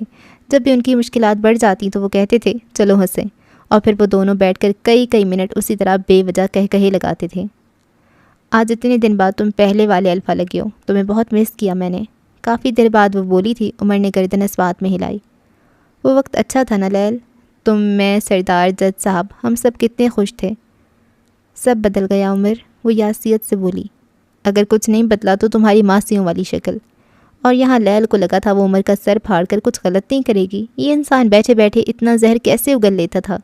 لیل نے کچھ نہیں کہا، وہ بس اسے سامنے دیوار کو دیکھتی رہی۔ بالآخر وہ اچھا محسوس کر رہی تھی۔ تم اب کیا کرو گے؟ لیل نے اسے اٹھتے دیکھ پوچھ لیا۔ وہ مجھے اپنے پیچھے آنے سے منع کر کے گئی ہے، سو میں نہیں جاؤں گا، لیکن میں اسے منا لوں گا کچھ وقت بعد۔ وہ دروازے کی طرف جاتے ہوئے بولا۔ دروازے پہ جا کے وہ رکا، لیل کو ایک نظر دیکھا۔ برتن اور گھر کو گندا رکھنے والا لاجک سمجھ آتا ہے، لیکن تمہارے ہاتھ کیا یہ بھی میں دھلواتا ہوں؟ وہ طنزی انداز میں کہہ رہا تھا۔ لیل کی آنکھوں میں چنگاریاں بھر گئیں۔ مان لو لیل سکندر، تم ایک پھوہڑ گند میں رہنے والی اور ماسی کی شکل والی لڑکی ہو۔ دروازہ بند کرتا وہ باہر نکل گیا۔ پیچھے لیل کافی دیر تک اس کی شان میں مغالطات بکتی رہی۔ وہ تھا ہی ایسا، اس کے جانے کے بعد اس کا چرچا ضرور ہوتا تھا۔ اب الفاظ کیسے ہوتے تھے کیا یہ بھی بتانا پڑے گا؟ 1 ماہ بعد صبح نکھری سی سارے شہر پہ اتری تھی۔ حال سلطان اپنے نئے گھر کے کچن میں کھڑی اپنے لیے کافی بنا رہی تھی۔ 4 دنوں سے حسن اس کے ساتھ ہی رات میں رہنے آ جاتا تھا۔ ہارون نیچے والے پورشن میں رہتا تھا، وہ بھی بس رات میں۔ وہ دونوں سے اکیلا نہیں چھوڑ سکتے تھے۔ مہر بس ایک بار ملنے آئی تھی، اس دفعہ اس نے طلاق کے متعلق کوئی بات نہیں کی۔ وہ بس حالے کو دلاسا دیتی رہی اور چلی گئی۔ اب کہ وہ اس کے لیے واقعتاً فکر مند ہوئی تھی۔ کافی بنا کر اس نے مگ دیکھا، وہ لبالب بھرا ہوا تھا۔ ایک اداس مسکراہٹ اس کے لبوں کو چھو گئی۔ اتنے عرصے میں اسے زیادہ کافی بنانے کی عادت ہو چکی تھی، کیونکہ کوئی تھا جسے اس کے ہاتھ سے کافی اور چائے لے کر پینے کی عادت ہو چکی تھی۔ وہ ہر گزرتے دن زیادہ شدت سے یاد آنے لگا تھا۔ حالے چند لمحہ مگ کو دیکھتی رہی، پھر اسی بھرے ہوئے مگ کو سنک میں پھینک دیا۔ آنکھیں کناروں سے گیلی ہو گئی تھیں، پھر یک پانی سے بھر گئیں۔ وہ کیوں یاد آ رہا تھا آخر، کیوں؟ وہ دھیرے دھیرے نیچے بیٹھتی چلی گئی۔ آنسو آنکھوں سے بہہ نکلے، اپنے گرد بازوؤں کا دائرہ بنائے وہ بے آواز روئے گئی۔ کچن کی چوکھٹ پہ کھڑا حسن اسے بے بسی سے دیکھتا رہا۔ یہاں سے چند کلومیٹر دور عمر حیات کے بنگلے پہ آؤ تو وہ چھت پہ اپنی شرٹ لینے آیا تھا۔ شانو اب تک واپس نہیں آئی تھی۔ اس نے شرٹ تار سے اتاری اور پھر جو ہی جانے کو مڑا ذرا دیر کو تھم گیا۔ آہستگی سے گردن موڑ کر اس نے منڈیر پہ رکھے مٹی کے برتن دیکھے۔ وہ ہوتی تھی تو روز ان کو بھر دیتی تھی۔ وہ کتنا بولتا تھا نا، میرے گھر کا سارا راشن ان ناکارہ چڑیوں کو کھلا دیں، کام چور، نکمی، ہڈ حرام چڑیا، بلکہ چڑیا کیا، میں نے خود کل دیکھا اتنے بڑے قد کے ساتھ کوا بھی بیٹھا تھا۔ اللہ اللہ عمر، تم نے پرندوں سے بھی پیر پال رکھا ہے۔ وہ بدلے میں بس یہی کہتی تھی۔ عمر آزردگی سے مسکرایا۔ اسے دیکھنے، اسے سننے کی ایک عادت تھی، اور عادتیں جان لیوا ہوا کرتی ہیں۔ وہ واپس کچن میں آیا۔ کیبنٹ کھولتے ہوئے اسے کچھ سامان دکھا، کچھ پیکٹس، کچھ چیزیں۔ وہ اداسی سے انہیں دیکھے گیا۔ اسے یاد تھا یہ کیوں لائے گئے تھے۔ عمر، میں لزانیہ کا سامان لے آئی ہوں، اس سنڈے تم بنانا اور میں سیکھوں گی، پھر اگلے سنڈے میں بناؤں گی۔ عمر کے گلے میں گلٹی سی ابھر کر معدوم ہوئی۔ اس نے سامان رکھا، چولہے کے پاس رکھا، اپنے کافی کا مگ اٹھایا اور سارے کا سارا مایا سنک میں اڈیل دیا۔ کافی اور چائے تو بس اس کی بچی ہوئی اچھی لگا کرتی تھی۔ اب نہ کافی لطف دیتی تھی، نہ چائے تازہ دم کرتی تھی۔ وہ اپنے ساتھ عمر کے سارے ذائقے بھی لے گئی تھی۔ پانی کی 2 بوتلیں لیں اور ساتھ کچھ کچے چاول لیے وہ ایک بار پھر چھت پہ چلا آیا۔ اب وہ نیچے بیٹھا تھا، کسی برتن میں پانی بھرتا تو کسی برتن میں چاول ڈالتا۔ منڈیر پہ کوے بھی تھے، چڑیا بھی تھیں اور راشن بھی۔ وہ ذرا فاصلے پہ کھڑا انہیں دیکھ رہا تھا۔ وہ نہیں تھی اور اس کا نہ ہونا اذیت دیتا تھا۔ عمر خود کو اس اذیت کا عادی نہیں بنانا چاہتا تھا۔ کمرے میں آ کر اس نے لباس بدلا، پھر باہر آیا اور آفس جانے کو گاڑی میں آ کر بیٹھا۔ جب ہی اس کا فون تھرتھرایا، عمر نے اچنبھے سے موبائل کو دیکھا۔ اماں کالنگ۔ اس نے فون کان سے لگایا۔ آگے جو کچھ بولا گیا وہ عمر حیات کی روح کھینچ لینے کو کافی تھا۔ شہر کے پوش علاقے میں واقع حال سلطان کا گھر اپنی تمکنت سے کھڑا تھا۔ وہ چھوٹا سا بنگلے نما گھر تھا، خوبصورت اور پرتعش۔ حسن اور ہارون نکل چکے تھے۔ ہارون سے اس کی ملاقات یوں بھی کم ہوتی تھی۔ وہ رات دیر سے آتا تھا اور نچلی منزل کے ایک کمرے میں سو جاتا تھا۔ اسے لگتا تھا حالے نہیں جانتی، وہ روز آتا ہے، لیکن وہ جانتی تھی، بس چپ رہتی تھی۔ اتنے دنوں سے وہ چپ ہی تو تھی۔ وہ گاڑی نکال کر باہر آئی تو اس کی گاڑی کے ساتھ ایک اور گاڑی آ کر رکی۔ حالے نے اس گاڑی کو دیکھا، پھر اپنی گاڑی سے نکل آئی۔ مقابل گاڑی سے بھی ایک عورت نکلی تھی۔ بوڑھی فتنہ۔ ان دونوں کی ملاقات ایک لمبے عرصے بعد ہو رہی تھی۔ وہ دونوں ایک دوسرے کے سامنے تھیں۔ حالے کی آنکھوں کی جوت بجھی ہوئی تھی، لیکن گردن کڑا رکھی تھی۔ سنے شوہر نے گھر سے نکال دیا؟ فروا اسے دیکھتے ہوئے تصحیق سے بولی۔ میں یہاں سے گزر رہی تھی، سوچا دیکھتی جاؤں گھر سے نکالی ہوئی عورتوں کا کیا حال ہوتا ہے۔ حالے مسکرائی، پھر اس کی بھوری آنکھوں میں دیکھا۔ گھر سے نکال دینے والے شوہر بھی غیرت مند ہوتے ہیں، ورنہ میں نے تو اپنی آنکھوں کے سامنے کچھ ایسے شوہر دیکھے ہیں۔ وہ فروا کے کان کے پاس جھکی، آواز سرگوشی جتنی دھیمی کر لی۔ اپنی بیوی کو کسی غیر مرد کے ساتھ کمرے میں دیکھ کر بھی خاموش رہتے ہیں۔ وہ سور پھونک کر ہٹی۔ فروا کی آنکھوں سے چنگاریاں نکلنے لگیں۔ چہرہ ایک لمحے کو سخت ہوا تھا۔ حالے مزے سے کہی گئی، اور تو اور کچھ بیویاں بھی ہوتی ہیں جو شوہر کی نظر میں گر جانے کے بعد بھی ٹھٹھائی سے گھر میں بیٹھی رہتی ہیں۔ ان کی بھی مجبوریاں ہوتی ہوں گی، بیچاری گولڈ ڈگرز یو نو۔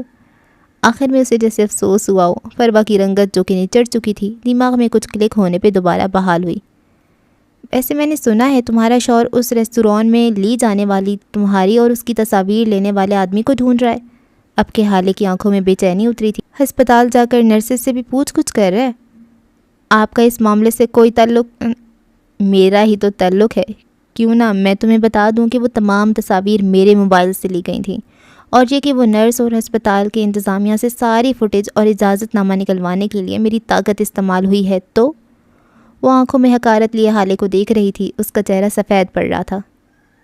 لیکن آپ کی کالز ریکارڈ، آپ کی فہیم سے ہوئی بات، وہ سب کیا تھا؟ حالے بدقت بول سکی۔ میرا جھوٹ تھا وہ، فروا ایک شان سے بولی۔ فہیم کو اگر پتہ چل جاتا کہ وہ تصاویر اور اجازت نامے کے پیچھے میں تھی تو وہ میرے سر چڑھنے لگتا، اس لیے میں نے سب سے پہلے اسے دباؤ میں ڈالا۔ اب جاؤ اپنے شوہر سے کہو اگر ہے اتنی اوقات تو آئے اور مجھ سے لے انتقام۔ وہ زہر خند لہجے میں بولتی آگے بڑھ گئی۔ ڈرائیور نے دروازہ کھولا۔ وہ کروفر سے گاڑی میں بیٹھی۔ کچھ دیر بعد اس کی گاڑی فراٹے بھرتی جا رہی تھی۔ پیچھے کھڑی حالے اب تک شل تھی، بے یقینی ہی بے یقینی تھی۔ اگلے 1 گھنٹے میں وہ کیفے چلی آئی۔ اپنے چھوٹے سے آفس میں بیٹھی وہ اس وقت بارستہ کو چند ہدایات دے رہی تھی۔ ہارون کہیں باہر تھا۔ بارستہ چلا گیا تو اس نے گردن موڑ کر کیشیئر کی کرسی کی طرف دیکھا۔ وہ اسی کے آفس میں ذرا فاصلے پہ بیٹھتا تھا، اپنے میز اور کرسی رکھے۔ وہ جب بھی آتا تھا حالے اس سے پوچھتی تھی تمہاری پسندیدہ خوشبو کون سی ہے؟ پھر عمر ہر دفعہ مسکراتا تھا اور میز کے دراز سے نوٹوں کی گڈی نکال کر سونگتا، پھر مسکراتی نظروں سے حالے کو دیکھتا۔ آپ کو کیا لگتا ہے؟ وہ ہر دفعہ یہی پوچھتا تھا اور حالے ہر دفعہ ہنس پڑتی تھی۔ ظاہر ہے پیسہ، صاف ظاہر تھا پیسہ ہی۔ اس کی میز کو دیکھ کر وہ ایک بار پھر یاد آیا تھا کل ہارون کسی لڑکی کو لایا تھا اس کام کو دیکھنے کے لیے، لیکن حالے نے اسے رکھنے سے انکار کر دیا۔ عمر نہیں تو اس کی جگہ کوئی بھی نہیں، بس عجیب ضد تھی، یا شاید نہیں تھی۔ وہ یاسیت سے اس کی کرسی کو دیکھ رہی تھی۔ جب ہارون نوک کرتا اندر آیا، حالے سیدھی ہو بیٹھی۔ ہارون نے سیاہ بٹنوں والی شرٹ کے ساتھ سیاہی جینز پہن رکھی تھی۔ سرمئی آنکھوں میں تفکر لیے وہ آگے آیا، حالے کے سامنے کرسی کھینچ کر بیٹھا۔ یہ سب کب تک چلے گا؟ وہ سیدھا مدعے پہ آیا تھا۔ تم عمر سے باتوں کر کے دیکھ سکتی ہو، اس طرح اسے ناراض ہو کر بدگمان ہو کر بیٹھ جانا۔ آخر تم یہ سب کب چھوڑو گی؟ حالے نے تکان سے اس کو دیکھا۔ تم سے کس نے کہا میں اس سے ناراض ہوں یا پھر بدگمان ہوں؟ اس کا لہجہ ٹھنڈا تھا۔ ہارون شاہد حسین، میں لوگوں کی گرینس پہ ناراض نہیں ہوا کرتی، جج نہیں کرتی، بدگمان نہیں ہوتی، کیونکہ میں ان کی جگہ خود کو رکھ لیتی ہوں، اور حالے سلطان سے زیادہ گرے کون ہے؟ ہارون متعجب سا اسے دیکھے گیا۔ حالے کہہ رہی تھی، ساری دنیا چاہتی تھی عمر مجھے چھوڑ دے، میں عمر کو چھوڑ دوں، دور کہیں میں بھی یہی چاہتی تھی، اور اب بھی چاہتی ہوں۔ اس نے اپنے الفاظ پہ زور دیا۔ لیکن وقت گزرنے کے ساتھ ساتھ اسے چھوڑنا مشکل ہوتا گیا۔ اس کے لہجے میں اداسی گھلنے لگی۔ ہارون وہ بہت اچھا ہے، شاندار ہے، میں اسے ڈیزرو نہیں کرتی۔ اس کو چھوڑنا بدگمانی نہیں، ناراضگی نہیں ہے، بہانہ ہے۔ مجھے اسے چھوڑنے کے لیے بہانہ چاہیے تھا جو کہ مجھے مل گیا۔ اب میں اس بہانے کو لے کر ساری زندگی اس کے بغیر رہ سکتی ہوں۔ جس تعلق نے ٹوٹنا ہی ہو اس کے لیے کیا محنت کرنا؟ اور میں جان گئی ہوں ہیپی اینڈنگز بس کہانیوں میں ہوتی ہیں۔ اس نے سر جھٹکا تھا۔ یہ وہ وقت تھا جب ہارون خود غرض ہو سکتا تھا، لالچی ہو سکتا تھا، اپنے لیے، بس اپنے لیے سوچ سکتا تھا۔ عمر کے بعد حالے اسی کو ملتی، لیکن اس نے ایک نظر حالے کی آنکھوں کی اداسی دیکھی۔ کیا وہ ان آنکھوں کو ساری زندگی اداس دیکھ سکتا تھا؟ اسی لمحے سارے فیصلے ہو گئے تھے۔ تم عمر کو ایک چانس دو حالے، اسے معراج انکل نے تمہارے لیے چنا تھا۔ وہ اس کی آنکھوں میں جھانک کر بولا تھا۔ اور جو باوقار ہوں، جو مخلص ہوں، انہیں بات کرتے وقت نظر جھکانی نہیں پڑتی۔ حالے چند ثانیوں سے دیکھتی رہی، پھر کرسی سے ٹیک لگا لی، تھک کر، ہار کر۔ اسے بابا نے میرے لیے تب چنا تھا جب حالے کی زندگی میں ہیرے، کھانے اور فیشن تھا۔ اب کہ حالے گھر سے بھاگی ہوئی، داغدار اور ٹرامیٹک ہے، عمر کے ساتھ چلتی ہوئی شرمندگی ہوتی ہے مجھے۔ وہ کون ہے اور میں کون؟ اس کی آواز مغموم تھی۔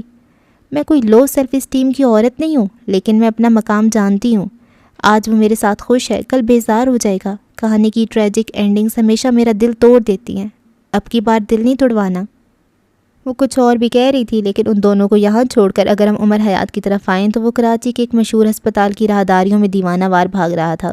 اس کی آنکھیں سرخ بے جان تھیں، جسم لرز رہا تھا۔ بالآخر وہ ICU نمبر 4 کے باہر رکا۔ اسی لمحے اندر سے سفید کوٹ پہنے 35-36 برس کی ڈاکٹر باہر آئی۔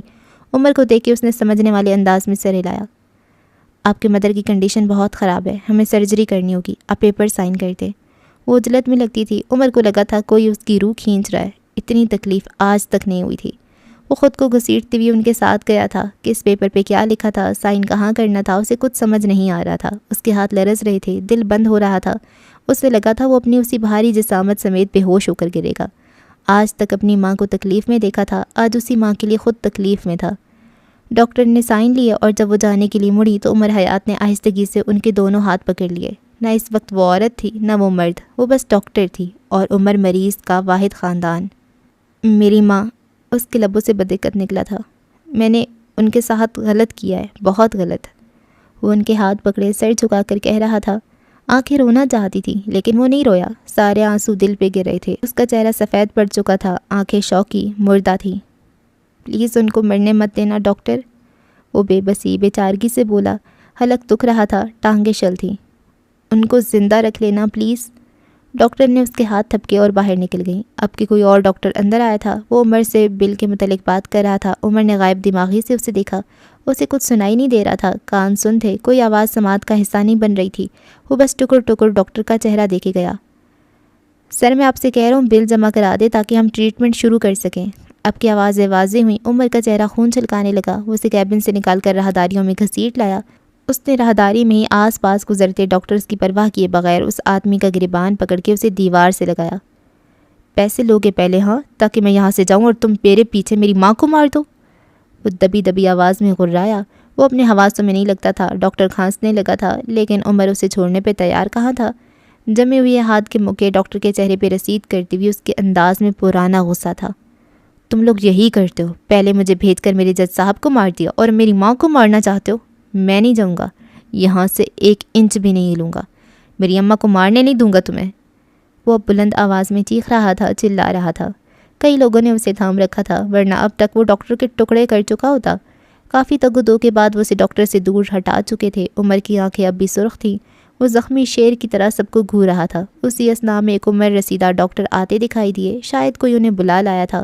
وہ عمر کے قریب آ کر رکے، پھر ترہم سے اس کو دیکھا۔ وہ ڈسٹرب اور ڈرا ہوا لگتا تھا، سرخ آنکھیں کسی بچے کی سہمی آنکھیں لگتی تھیں۔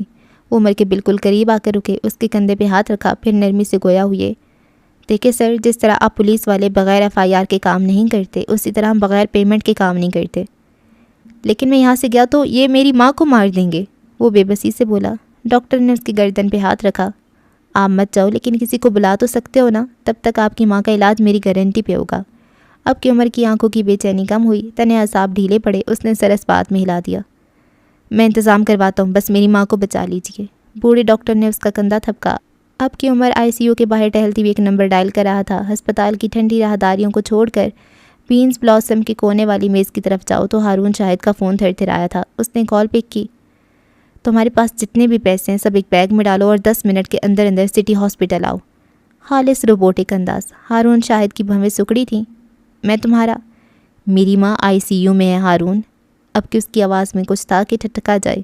ہارون شاہد نے اب کے کچھ بھی کہے بغیر فون کاٹا تھا۔ رات کا آخری پہر ہو یا دن کا جلتا اجالا، ہارون شاہد خود کو پکارنے والوں کو نہ نہیں کیا کرتا تھا۔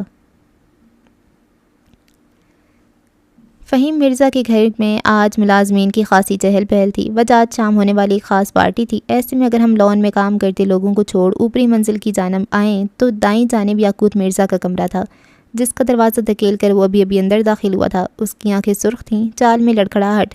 وہ ساری رات گھر نہیں آیا کرتا تھا، کبھی دوپہر کے 1 بجے آتا، کبھی 2 بجے، اور پھر شام تک سویا پڑا رہتا، پھر 8 بجے کے قریب اٹھ جاتا اور کہیں چلا جاتا۔ نرمین کمرے میں بے ضرر سامان کی طرح پڑی رہتی۔ وہ جب بھی اسے بات کرنے کی یا اس کے پاس بیٹھنے کی کوشش کرتا، اسے دورے پڑتے تھے۔ تنگ آ کر یاقوت نے اسے بات تک کرنا چھوڑ رکھا تھا۔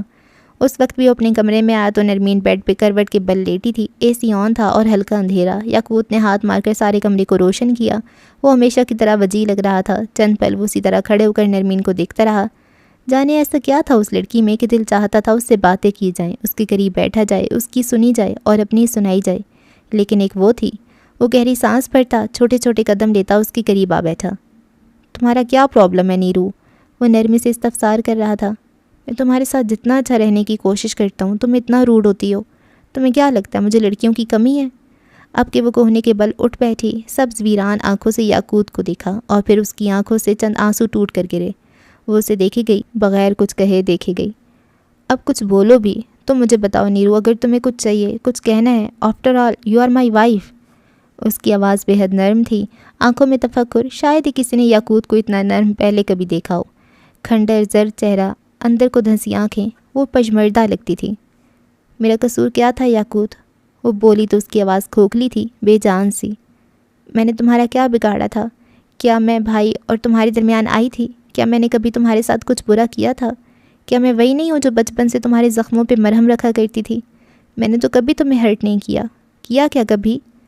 یاقوت کی گردن بھی اختیار نفی میں ہلی تھی۔ میں وہ ہوں جو تمہارے ہوم ورک کر دیا کرتی تھی۔ میں وہ ہوں جو اسکول میں اپنا لنچ بھی تمہیں کھلا دیا کرتی تھی، تمہارے لیے جھوٹ بولتی تھی، تمہارے لیے سچ بولتی تھی، لیکن میں ہر دفعہ تمہیں ہرٹ ہونے سے بچا لیتی تھی۔ کیا میں ایسا نہیں کرتی تھی؟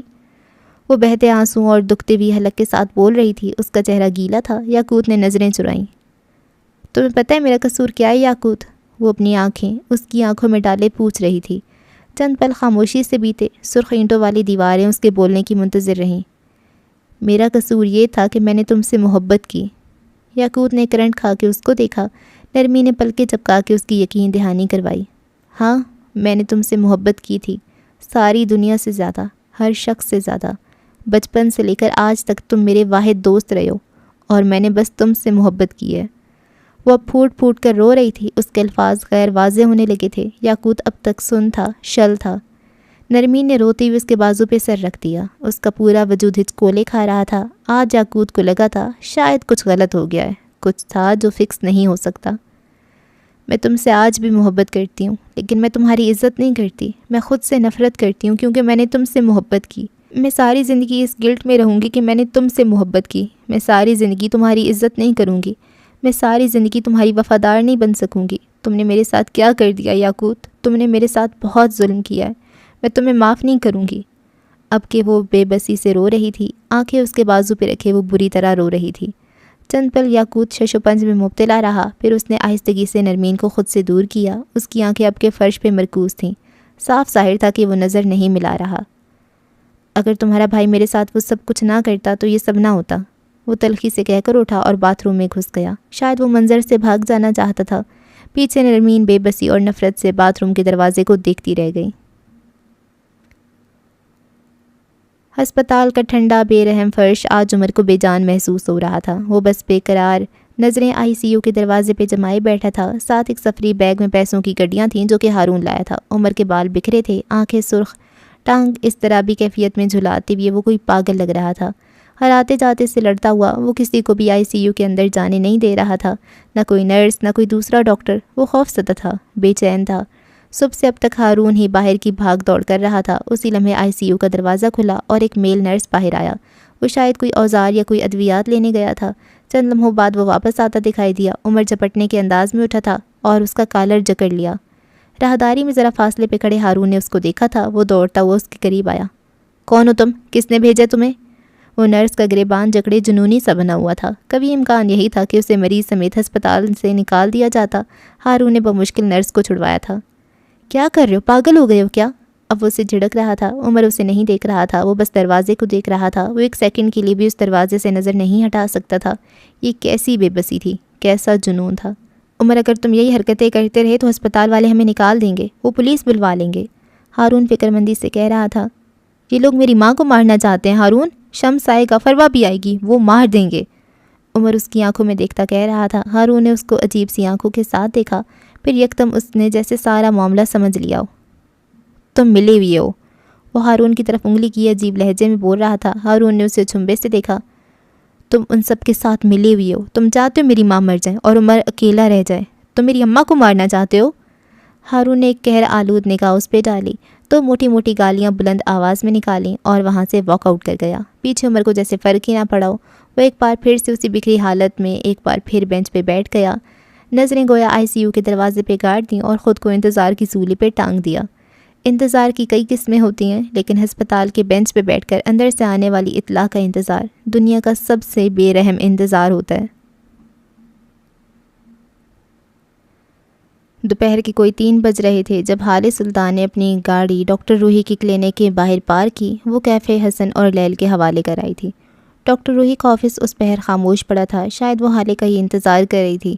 دروازہ نوک کرتی وہ اندر آئی۔ اندر داخل ہو کر آج اس نے دروازہ ہلکا سا کھلا رہنے دیا۔ یہ اس کی مشق تھی، وہ روز ایک ایک انچ آگے لاتے لاتے دروازہ بند کرتی جاتی تھی۔ حالے کو اس دن سے خوف آیا جب یہ دروازہ پورا بند ہو جاتا۔ وہ آج ایک مرتبہ پھر اسی نیلے صوفے پہ بیٹھی تھی۔ روحی اس کے سامنے بیٹھی تھی۔ آج کرتا نیلا تھا، بازو اور گلے کی چین اور بینڈز ویسے ہی تھے۔ سو آج ہم ورچوئل تھیراپی کے لیے جائیں گے، اوکے؟ ورچوئل تھیراپی میں مریض کی آنکھوں کے آگے ایک جدید قسم کا چشمہ لگایا جاتا ہے، ویسا ماسک جیسا تم نے کبھی کسی سوئمر کی آنکھوں پہ لگی ہوئی دیکھا ہوگا جب وہ سمندر میں تیرتا ہے۔ اس چشمے کے دہانے پہ موبائل میں ایک ویڈیو چلا کر رکھی جاتی ہے۔ اگر مریض اندھیرے سے خوف زدہ ہے تو ویڈیو میں پہلے ہلکا اندھیرا آئے گا، پھر ذرا گہرا اور پھر گھٹا ٹوپ اندھیرا۔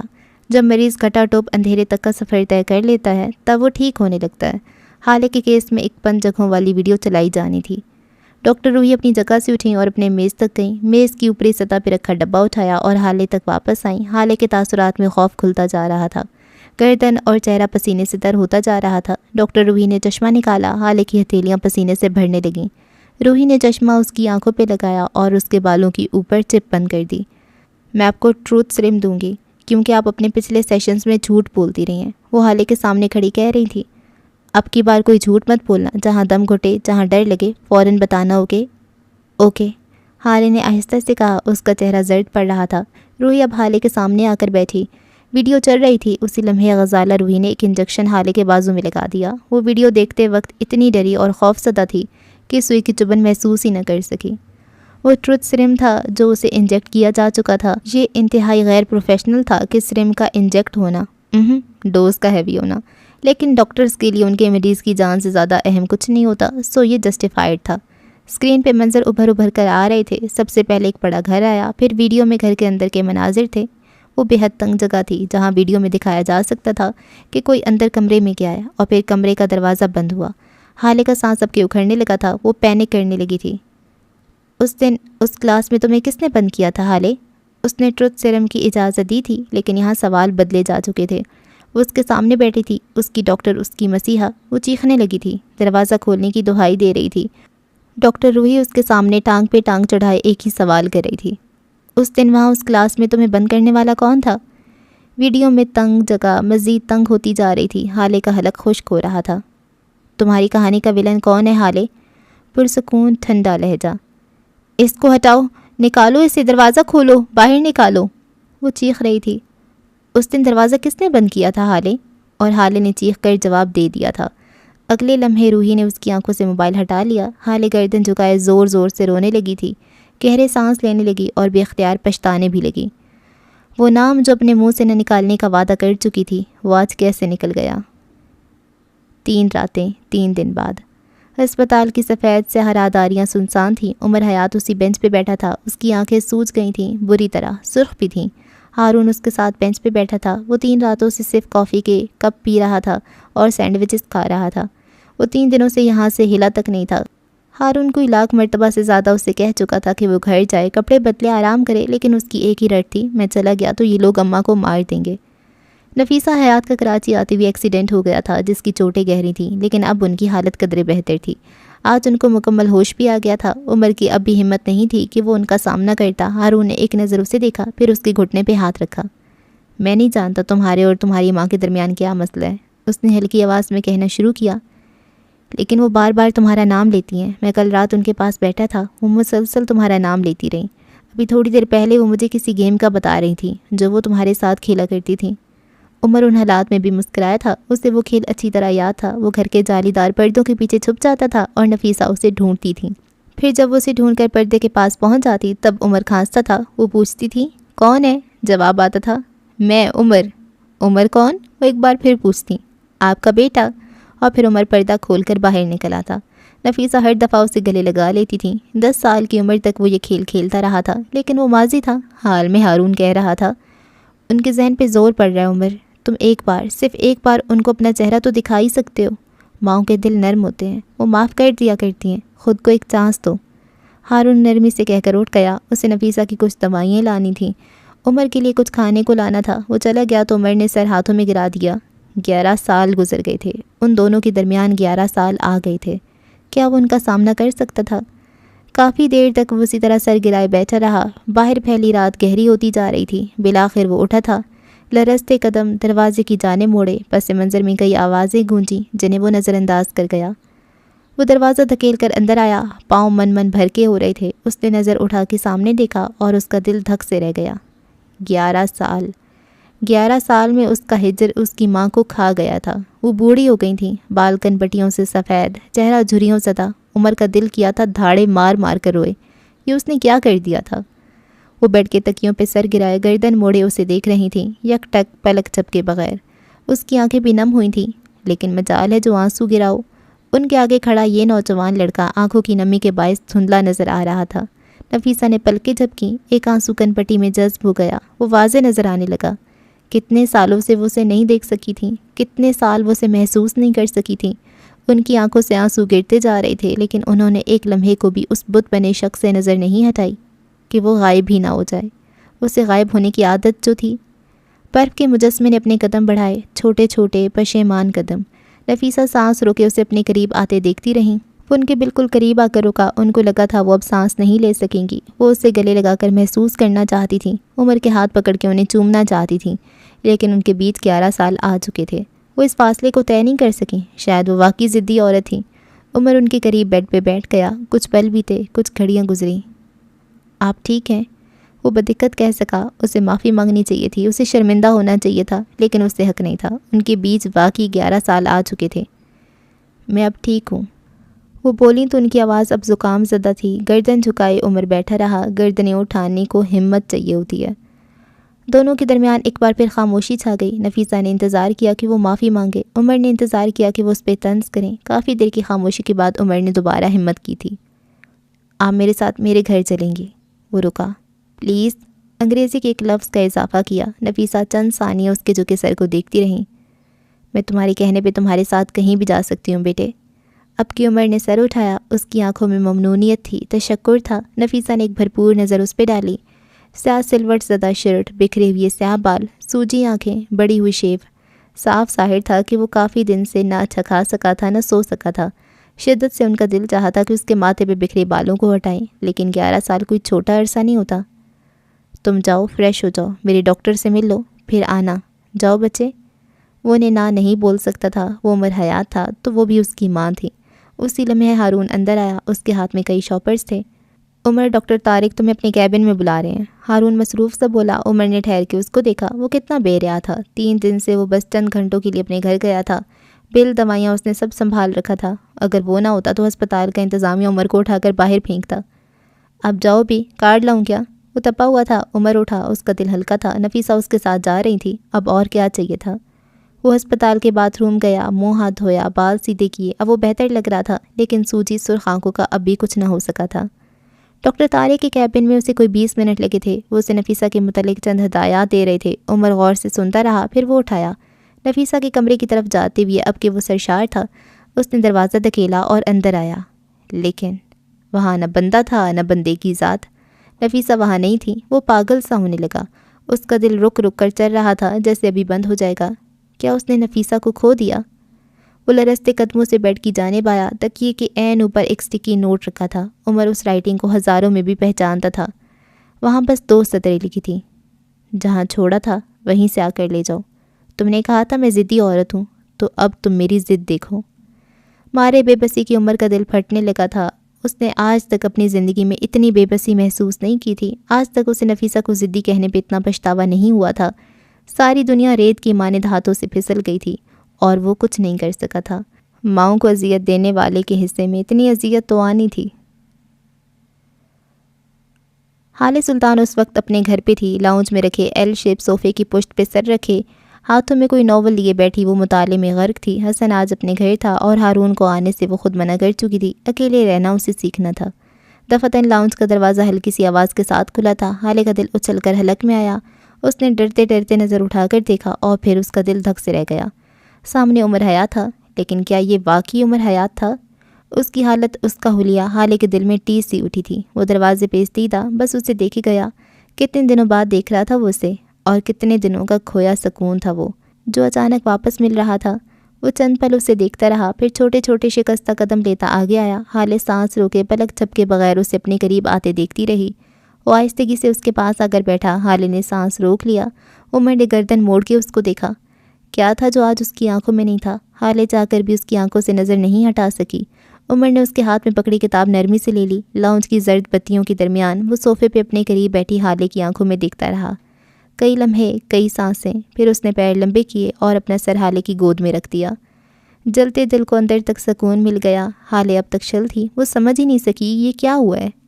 عمر اب کے چت ہو کر لیٹا، یوں کہ اب وہ حالے کی آنکھوں میں دیکھ سکتا تھا۔ اس نے اپنی اسی نرمی سے حالے کا ہاتھ اپنے ہاتھ میں لیا۔ عمر، تمہیں کیا ہوا ہے؟ بالآخر وہ بول اٹھی، کھوکھلی کھنکتی آواز۔ وہ جیسے اب تک یقین کرنا چاہتی تھی کہ اس کے اتنے قریب جو شخص تھا وہ عمر ہی تھا۔ عمر نے بغیر کچھ کہے اس کا ہاتھ اپنے دل کے مقام پہ رکھا اور آنکھیں بند کر لیں۔ حالے کے کانوں سے دھواں اٹھا تھا، اس کا چہرہ پوری طرح گلابی ہو گیا تھا۔ میں 3 دن سے نہیں سویا، پلیز مجھے سونے دو، بس اتنا کہا تھا اس نے۔ کئی لمحے وہ اس کی آنکھوں میں دیکھتا رہا، پہلے منظر دھندلا ہوا، پھر غائب دماغ، اور پھر حالے کی آنکھوں میں دیکھتے ہوئے اس کی آنکھیں بند ہونے لگیں۔ جو آخری منظر ان سے آنکھوں نے دیکھا تھا وہ اس کا پسندیدہ منظر تھا، اور اگلے چند ہی منٹ میں وہ گہری نیند سو گیا۔ حالے اب بھی شل تھی۔ کئی لمحے بعد اس نے عمر کو دیکھا، وہ کسی بچے کی طرح سو رہا تھا، گہری پرسکون نیند وہ اسے دیکھے گئی۔ اس کی پلکیں، ناک، اس کی بڑی ہوئی شیو، وہ بگڑا بچہ لگ رہا تھا۔ حالے نے اب کے گہری سانس لی، چاہے کچھ بھی ہو وہ اس کا شوہر تو تھا۔ وہ دھیرے دھیرے اس کے بالوں کو ماتھے سے ہٹانے لگی، پھر نرمی سے آہستہ آہستہ اس کے بالوں میں انگلیاں پھیرنے لگی۔ وہ نیند میں بھی مزید پرسکون ہو گیا۔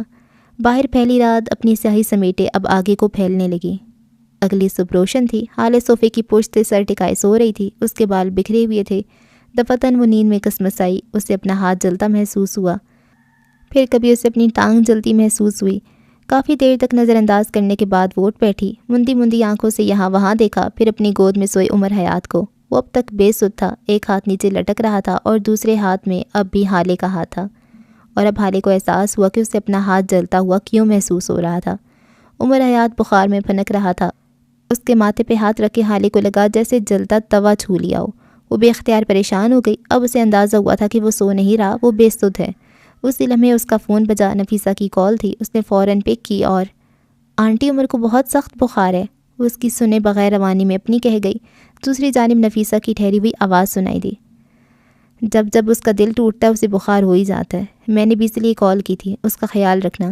ساتھ کال کاٹ بھی دی۔ حالے حیران رہ گئی۔ خیر وہ گہری سانس بھرتی عمر کے سر کو نرمی سے کشن پہ رکھتی اٹھی، بالوں کو گول مول جوڑے میں لپیٹا اور کچن کی طرف آئی۔ تھوڑی دیر بعد جب وہ واپس آئی تو ٹرے ہاتھ میں لے رکھی تھی، ایک کپ چائے، پانی کا گلاس اور ٹیبلٹ، ساتھ چھوٹی پلیٹ میں کچھ بسکٹ رکھے تھے۔ اسے دوا دینے سے پہلے کچھ کھلانا تو ہوگا۔ وہ لاؤنج میں آئی تو عمر اٹھ بیٹھا تھا، اس کی رنگت زرد تھی، وہ نڈھال لگتا تھا۔ اس نے گردن صوفے کی پشت پہ ڈھلکا رکھی تھی، وہ جو مضبوط ستون کی طرح کھڑا رہتا تھا آج ڈھہ رہا تھا، اور نہ جانے کیوں وہ ڈھہ کر برا لگ رہا تھا۔ حالے اس کے قریب چلی آئی، ٹرے کو چھوٹی میز پہ رکھا۔ عمر خود ہی سیدھا ہو بیٹھا۔ کچھ کھا لو پھر دوا لے لینا، حالے نرمی سے اسے دیکھتے ہوئے بولی۔ عمر بغیر کچھ کہے آگے کو ہوا، دوا کی پتی اٹھا کر 2 گولیاں نکالیں، ساتھ پانی کا گلاس اٹھا لیا، 2 گھونٹ پی کر واپس رکھا۔ مجھے اتنی پرواہ کی عادت نہیں ہے، تو میری عادتیں بگاڑ رہی ہو۔ وہ آپ سے تم پہ کیسے آ گیا تھا؟ حالے نے تعصب سے اس کو دیکھا۔ کبھی تم مجھے آپ کہا کرتے تھے، اس کے لہجے میں واضح ملامت تھی۔ عمر نے اسے نہیں دیکھا، وہ اپنی جینز کے جیب سے موبائل نکال رہا تھا۔ کوئی وقت تھا جب تمہیں عمر حیات پہ اعتبار ہوا کرتا تھا، اس وقت کو ختم ہوئے 1 مہینہ ہو گیا، اب ہم دونوں اجنبی ہیں۔ وہ اٹھ کھڑا ہوا، اس کا لہجہ، اس کا انداز روبوٹک تھا، کوئی جذبہ کچھ بھی اسے چھو کر نہیں گزرا تھا۔ تم میرے ہاتھ کی چائے کو بھی انکار کرو گے؟ وہ اس کی پشت کو دیکھتے ہوئے بولی۔ عمر جو باہر جا رہا تھا تھم گیا، سست روی سے گردن موڑ کے اس کو دیکھا، پھر ٹرے میں رکھے چائے کے کپ کو، اور پھر وہ واپس آیا۔ کون کم بخت حالے سلطان کی چائے کو منع کر سکتا ہے؟ واپس صوفے پہ بیٹھتے ہوئے اس کے ہاتھ میں چائے کا مگ تھا۔ حالے نے پلیٹ میں رکھے بسکٹس میں سے ایک اٹھا کے اس کی جانب بڑھایا۔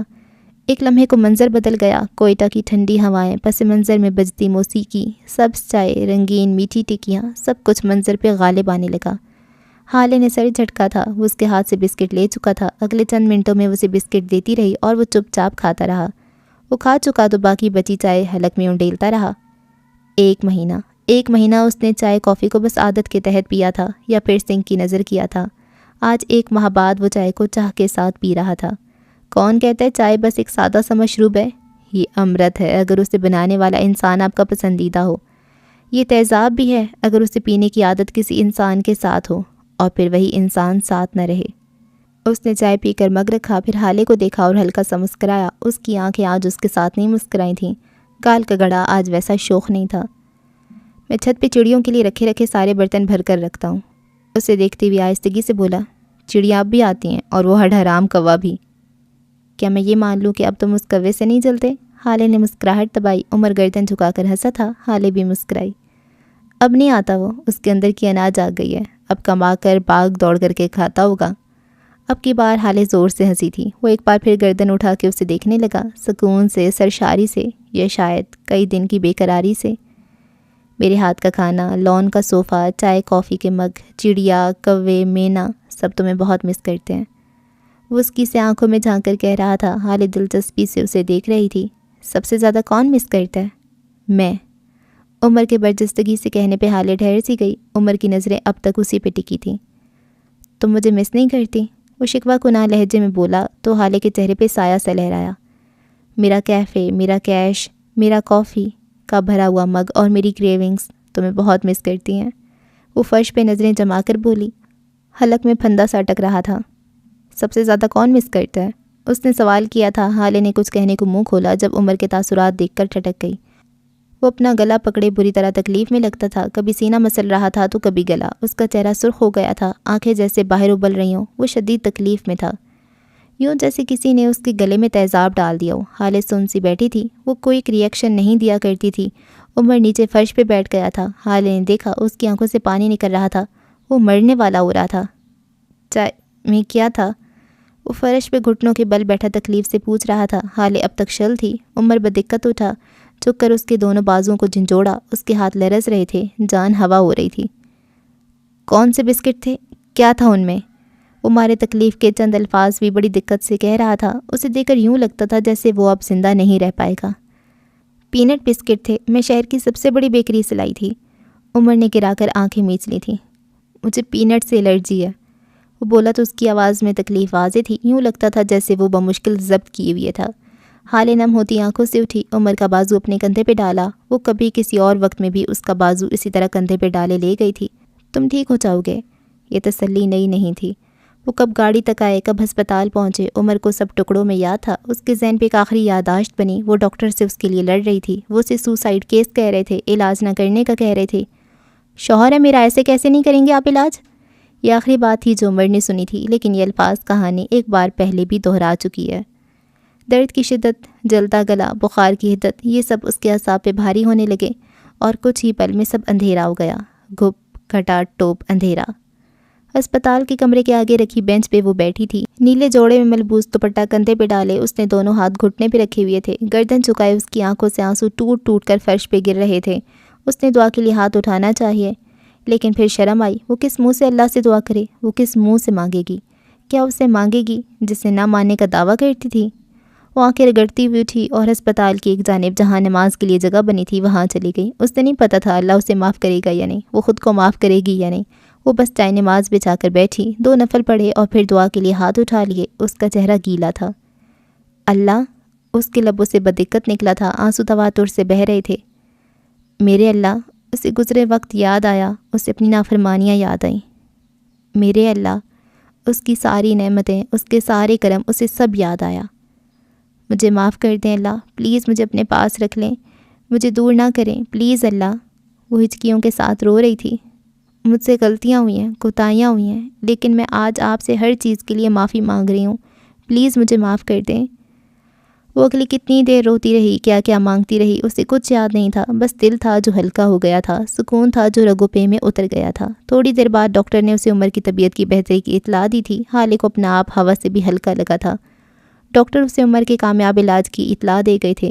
وہ 2-3 گھنٹے بعد اس سے مل سکتی تھی۔ باہر بینچ پہ بیٹھی وہ زیر لب کوئی دعا پڑھ رہی تھی۔ اسی راہداری میں سامنے سے ایک لڑکا چلا آ رہا تھا، سرمئی سلک شرٹ کے ساتھ دھاری دار پینٹ پہنے، اس کے بال جل سے جمے تھے، پیروں میں چمکتے بوٹ۔ اسے دیکھ کر کئی لوگوں نے سوچا تھا حسن باقی اس پہ تمام ہوا۔ وہ آگے کو جا رہا تھا، لیکن پھر بینچ پہ بیٹھی لڑکی کو دیکھ کر تھم گیا۔ لبوں کو شیطانی مسکراہٹ نے چھوا، آنکھیں مزید چمک اٹھیں۔ الٹے پیروں واپس آیا۔ وہ اب بھی آنکھیں بند کیے زیر لب کچھ بڑبڑا رہی تھی۔ یاقوت اس کے قریب بینچ پہ بیٹھا۔ حالے نے پٹ سے آنکھیں کھولیں۔ یاقوت کو دیکھ کر ایک لمحے کے لیے اس کا دل کانپ گیا تھا، لیکن پھر وہ سنبھل گئی۔ وہ اب تک محظوظ نظروں سے اسے دیکھ رہا تھا۔ ہیلو پیور بیوٹی، وہ چہک کر بولا۔ مجھے پہچانا؟ حالے کا رہا سہا ڈر بھی ختم ہو گیا۔ یاقوت کہے گیا، میں نے تمہیں تمہاری شادی کی رات دیکھا تھا، تم بے حد حسین لگ رہی تھی۔ وہ مکروہ لہجے میں کہہ رہا تھا۔ کیا بتاؤں تمہیں، میری تو تم پر سے نظر ہی نہیں ہٹ رہی تھی۔ حالے اب بھی کچھ نہیں بولی، بس ٹھنڈی پرسکون نظروں سے اس کو دیکھتی رہی۔ یاقوت اسے نہ بولتے دیکھ کر ایک اور تیر پھینکا۔ میں نے سنا تھا دلہن سرخ جوڑے میں حسین لگتی ہے، لیکن تم نے ریکارڈ توڑ دیا، تم تو سفید میں بھی حسین لگ رہی تھیں۔ حالے مسکرائی تھی، اس کی نم سیاہ آنکھیں اس کے ساتھ مسکرانے لگیں۔ میں 12 سال کی تھی۔ کیا؟ وہ اچانک ہی بولا۔ میں 12 سال کی تھی جب ہم امریکہ گئے تھے، میں، بابا، ہارون، اماں۔ میں تم سے تمہاری سیاحت کے قصے نہیں پوچھ رہا، یاقوت نے برہمی سے اسے ٹوکا تھا۔ حالے اس سے بے نیاز کہی گئی۔ وہاں ہم ایک زو گئے، زو میں نے خنزیر دیکھا، سور، یاقوت کی آنکھوں میں چھمبا ابھرا۔ حالے کہتی رہی، میں نے جب اس خنزیر کو دیکھا نا تو مجھے بہت کرائیت آئی۔ اماں نے میری آنکھوں پہ ہاتھ رکھ لیا اور کہا اس کو مت دیکھو، لیکن اس کا وہ چند لمحوں کا دیکھنا مجھے آج بھی یاد ہے۔ مجھے آج بھی اپنے آس پاس ویسی بدبو آتی ہے جیسی اس دن اس خنزیر سے آئی تھی۔ آج بھی مجھے ویسی کرائیت آتی ہے جیسے اس روز اس خنزیر کو دیکھ کر آئی تھی۔ تم جانتے ہو یہ بدبو، تعفن، یہ کرائیت مجھے کب محسوس ہوتی ہے؟ یاقوت نے بے اختیار نفی میں سر ہلایا۔ وہ بدبو، وہ تعفن، وہ گھن، کرائیت مجھے تب محسوس ہوتی ہے جب میں کسی ریپسٹ کو دیکھتی ہوں۔ یاقوت کے چہرے پہ جیسے کسی نے بھگو کر جوتا مارا تھا۔ وہ اٹھ کھڑا ہوا۔ حالے نے اس کی شرٹ کا بازو پکڑ کر اسے واپس بٹھایا۔ اس کا رنگ نچڑ رہا تھا۔ حالے کہتے گئی، میں 15 سال کی تھی جب میرے دادا کے گاؤں میں چیچک پھیلا تھا۔ واٹ از چیچک؟ خیر پتہ ہی ہوگا۔ اس نے لاپرواہی سے کندھے اچکائے۔ میں اپنے بابا کے ساتھ گاؤں گئی تھی. میں نے وہاں کے لوگوں کو دیکھا، ان کے جسم، ان کے ہاتھ، ان کی آنکھوں میں بھی چیچک تھا. مجھے کرایت آئی.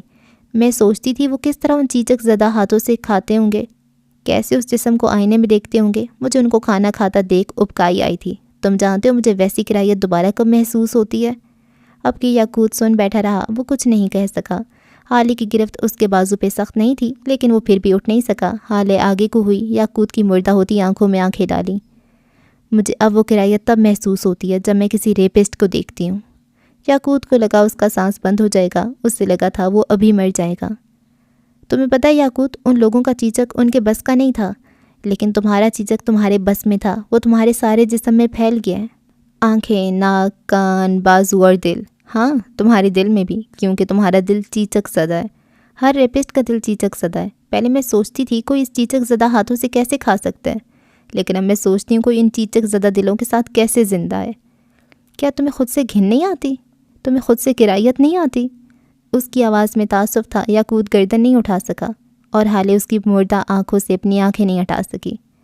تم کبھی گھر پہ بیٹھی اپنی بیوی سے پوچھنا، وہ تمہیں بتائے گی تم سے کتنی بدبو آتی ہے. وہ تمہیں بتائے گی کس طرح تم کوڑے کا وہ ڈھیر ہو جس سے تعفن اٹھ رہا ہے.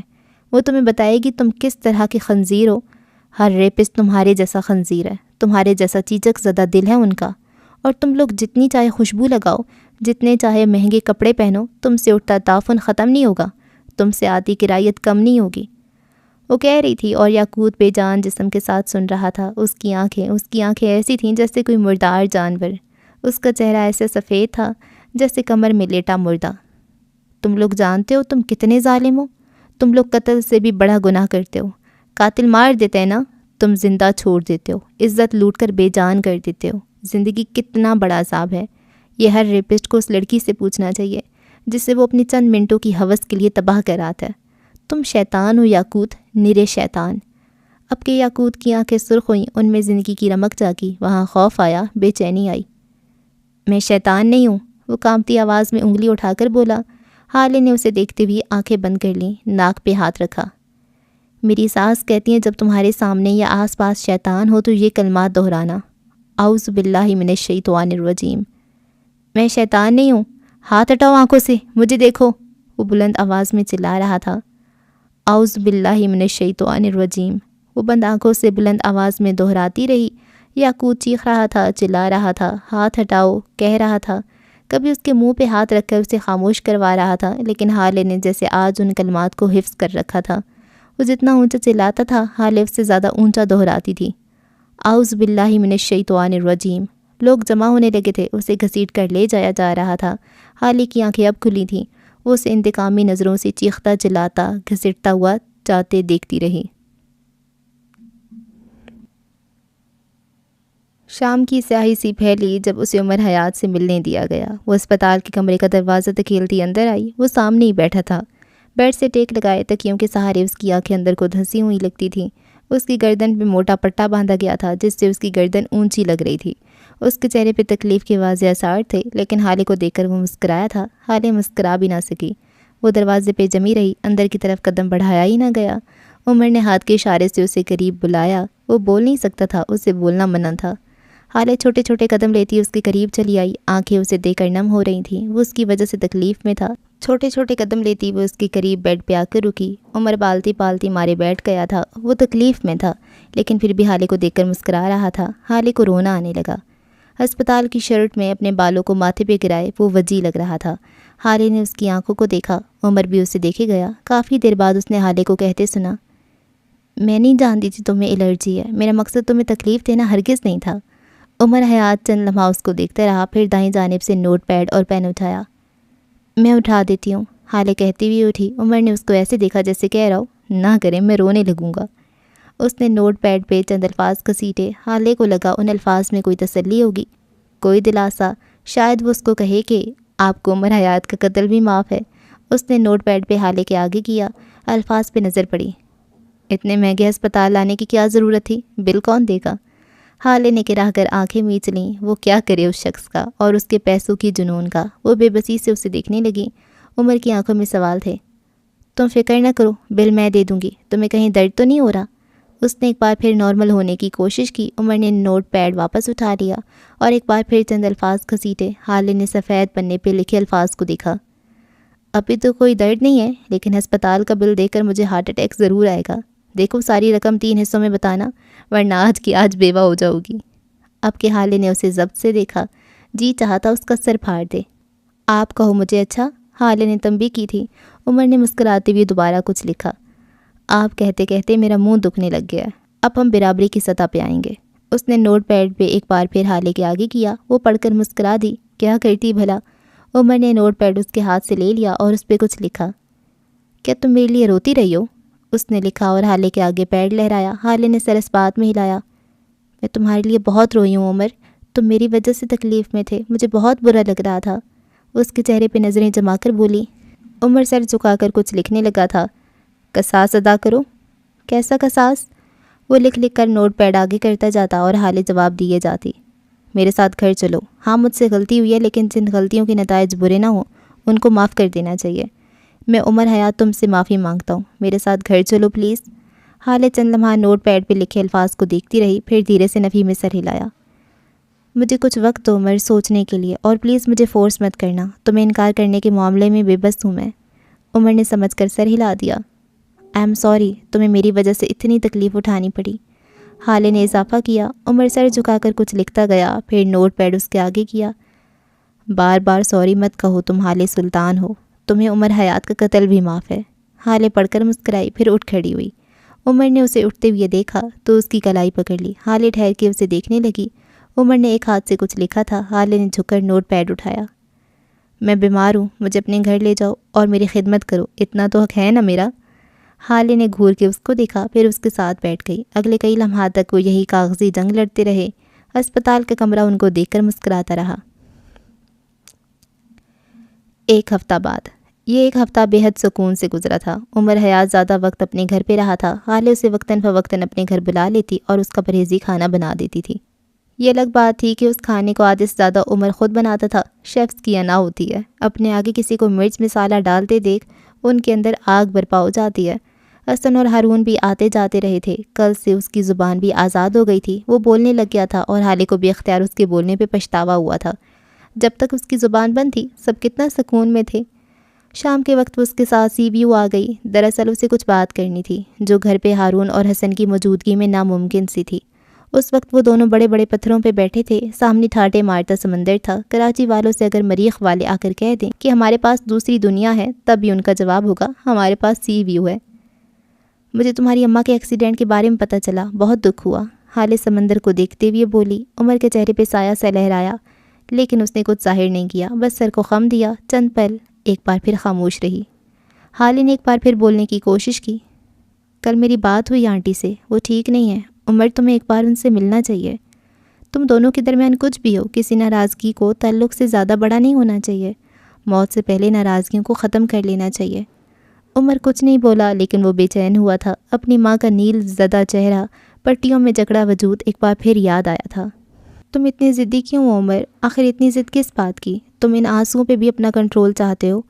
کیوں؟ آخر تم ایک نارمل انسان کی طرح بیہیو نہیں کرتے، کس بات کا زوم ہے تمہیں؟ عمر اب بھی کچھ نہیں بولا۔ وہ اٹھنے لگا جب حالے نے اس کا ہاتھ پکڑا۔ عمر کی آنکھوں میں التجا تھی، وہ جانا چاہتا تھا، لیکن جس کی گرفت میں اس کا ہاتھ تھا وہ اس سے دور نہیں جا سکا۔ وہ سست روی سے واپس بیٹھا۔ تم رو لو عمر، حالے نرمی سے بولی۔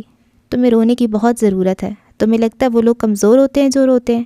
عمر نے کچھ نہیں کہا، وہ بس دانت پہ دانت جمائے ضبط کیے بیٹھا رہا۔ حالے کہتی رہی، ہمارے نبی محمد صلی اللہ علیہ وآلہ وسلم سے زیادہ بہادر کوئی نہیں تھا عمر، لیکن وہ بھی روتے تھے، اپنی امت کی محبت میں، اپنے اللہ کی محبت میں روتے تھے۔ انہوں نے رو کر ثابت کیا کہ رونا کمزوری نہیں ہے، رونا انسان ہونے کی نشانی ہے۔ تم کیوں خود کو انسانوں سے اعلیٰ سمجھ رہے ہو؟ تم کیوں ہو اتنے ضدی؟ میں ضدی نہیں ہوں، وہ بولا تو اس کی آواز میں لرزش تھی۔ میں کبھی بھی ضدی نہیں تھا۔ اب کہ اس نے اپنے لفظوں پہ زور دیا۔ جج صاحب کہتے تھے عمر ڈھیٹ ہے، اس لیے اپنی ماں سے نہیں ملتا۔ اماں کہتی ہیں عمر ہٹ دھرم ہے، آپ کہتی ہیں عمر ضدی ہے۔ اس نے بے بسی سے حالے کو دیکھا، اس کی آنکھیں بھر رہی تھیں۔ حالے کو بے اختیار اس سے ہمدردی ہوئی۔ عمر نہ غصہ ہے نہ ضد میں ہے، کوئی یہ کیوں نہیں سمجھتا، عمر غیرت میں ہے۔ اس نے کہا تو 2 آنسو ٹوٹ کر گر پڑے، شاید آج وہ انہیں روکنا نہیں چاہتا تھا۔ حالے نرم نظروں سے اسے دیکھتی رہی۔ میں غیرت میں ہوں حالے، مجھے میری اماں بہت یاد آتی ہیں، مجھے میرا گھر، میرا محلہ سب یاد آتا ہے، لیکن میں وہاں واپس نہیں جا سکتا۔ اس گھر، اس گلی میں میری ماں کو گالی دی گئی تھی، میں وہاں جاؤں گا تو وہ گالی مجھے دوبارہ سنائی دے گی۔ آنسو اس کی آنکھوں سے ٹوٹ ٹوٹ کر گر رہے تھے، وہ چہرہ جھکائے گیلی آواز میں کہتا رہا، میں وہاں جاؤں گا تو مجھے وہ لوگ نظر آئیں گے جنہوں نے میرے سامنے میری اماں کو گالی دی، جنہوں نے میرے گھر میں گھسنے کی کوشش کی۔ میں وہاں چلا گیا تو پھر مر جاؤں گا یا مار آؤں گا۔ میں خود کو کھونے سے ڈرتا ہوں۔ حالانکہ مجھے آج بھی وہ دن یاد ہے جب ان لوگوں نے مجھے اور میری ماں کو گالیاں دی تھیں اور میں نے اپنی انسانیت کھو دی تھی۔ میں نے کسی پاگل کی طرح ایک آدمی کو اتنا مارا کہ وہ 2 ماہ ہسپتال رہا۔ کیا یہ میں تھا یا پھر میرا جنون؟ حالے نے اپنے بیگ سے ٹیشو نکالا اور نرمی سے اس کی گالوں کو صاف کرنے لگی۔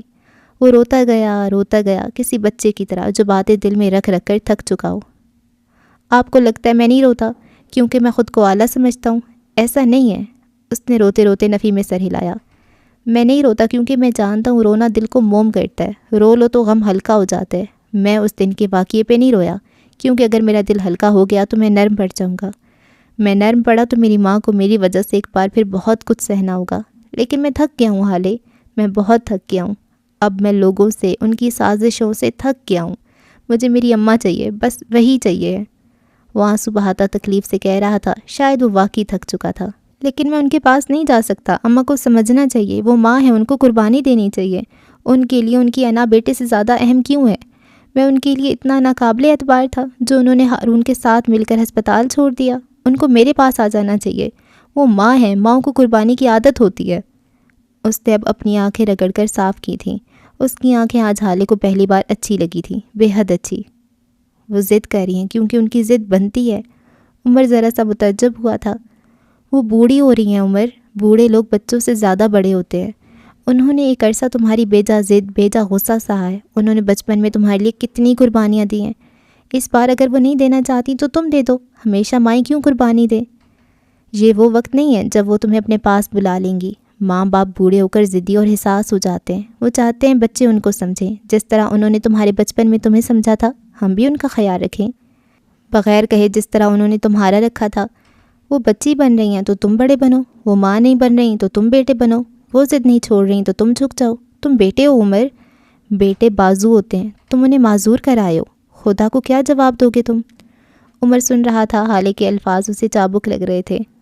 میں نے اپنا باپ اس طرح کھویا کہ ان کی کوئی خدمت نہیں کر سکی۔ میرا بس چلے تو سڑک پہ گزرتے لوگوں کو رو کر کہوں، اپنے باپ اپنی ماؤں کے پاس بیٹھو، ان کے کام کرو، ان کو سنو، انہیں سناؤ، وہ ہیں تو سایہ ہے، چلے جائیں گے تو تپتی دھوپ میں آ کر کھڑے ہو جاؤ گے۔ میرے بخت میں تو یہ دھوپ لکھی تھی، تم کیوں اسے اپنا بخت بنانے پہ تو لے ہو؟ عمر حیا ٹکڑ ٹکڑ اس کا چہرہ دیکھی گیا، کہنے کو کوئی لفظ نہیں بچا تھا۔ آج تمہارے پاس موقع ہے عمر، جاؤ اپنی ماں کو اپنے ساتھ لاؤ، لوگوں کو موقع مت دو کہ وہ تمہاری ماں کو تمہارے ہونے کے باوجود نہ ہونے کے تانے دیں۔ تمہاری گاڑی میں آج پیٹرول فل کروایا ہے، حیدرآباد جاؤ اور اماں کو لے کر آؤ۔ حالے اس کو دیکھتے ہوئے کہہ رہی تھی، زندگی پہ تمہارا حق ہے عمر، وہ برا وقت تھا، گزر گیا، اچھے وقت کو خود پہ حرام کر لینا خود پہ ظلم ہے۔ اللہ ان لوگوں کو معاف نہیں کرتا جو اپنی جانوں پہ ظلم کریں۔ عمر نے آسمان کو دیکھا، سمندر کو دیکھا اور پھر حالے کو دیکھا۔ وہ تشکر سے مسکرایا۔ زندگی پہ واقعی اس کا حق تھا۔ ٹھاٹھے مارتا سمندر، بہتی ہوا اور سیاہی میں ڈھلتا آسمان، آج سب کے سب خوش تھے۔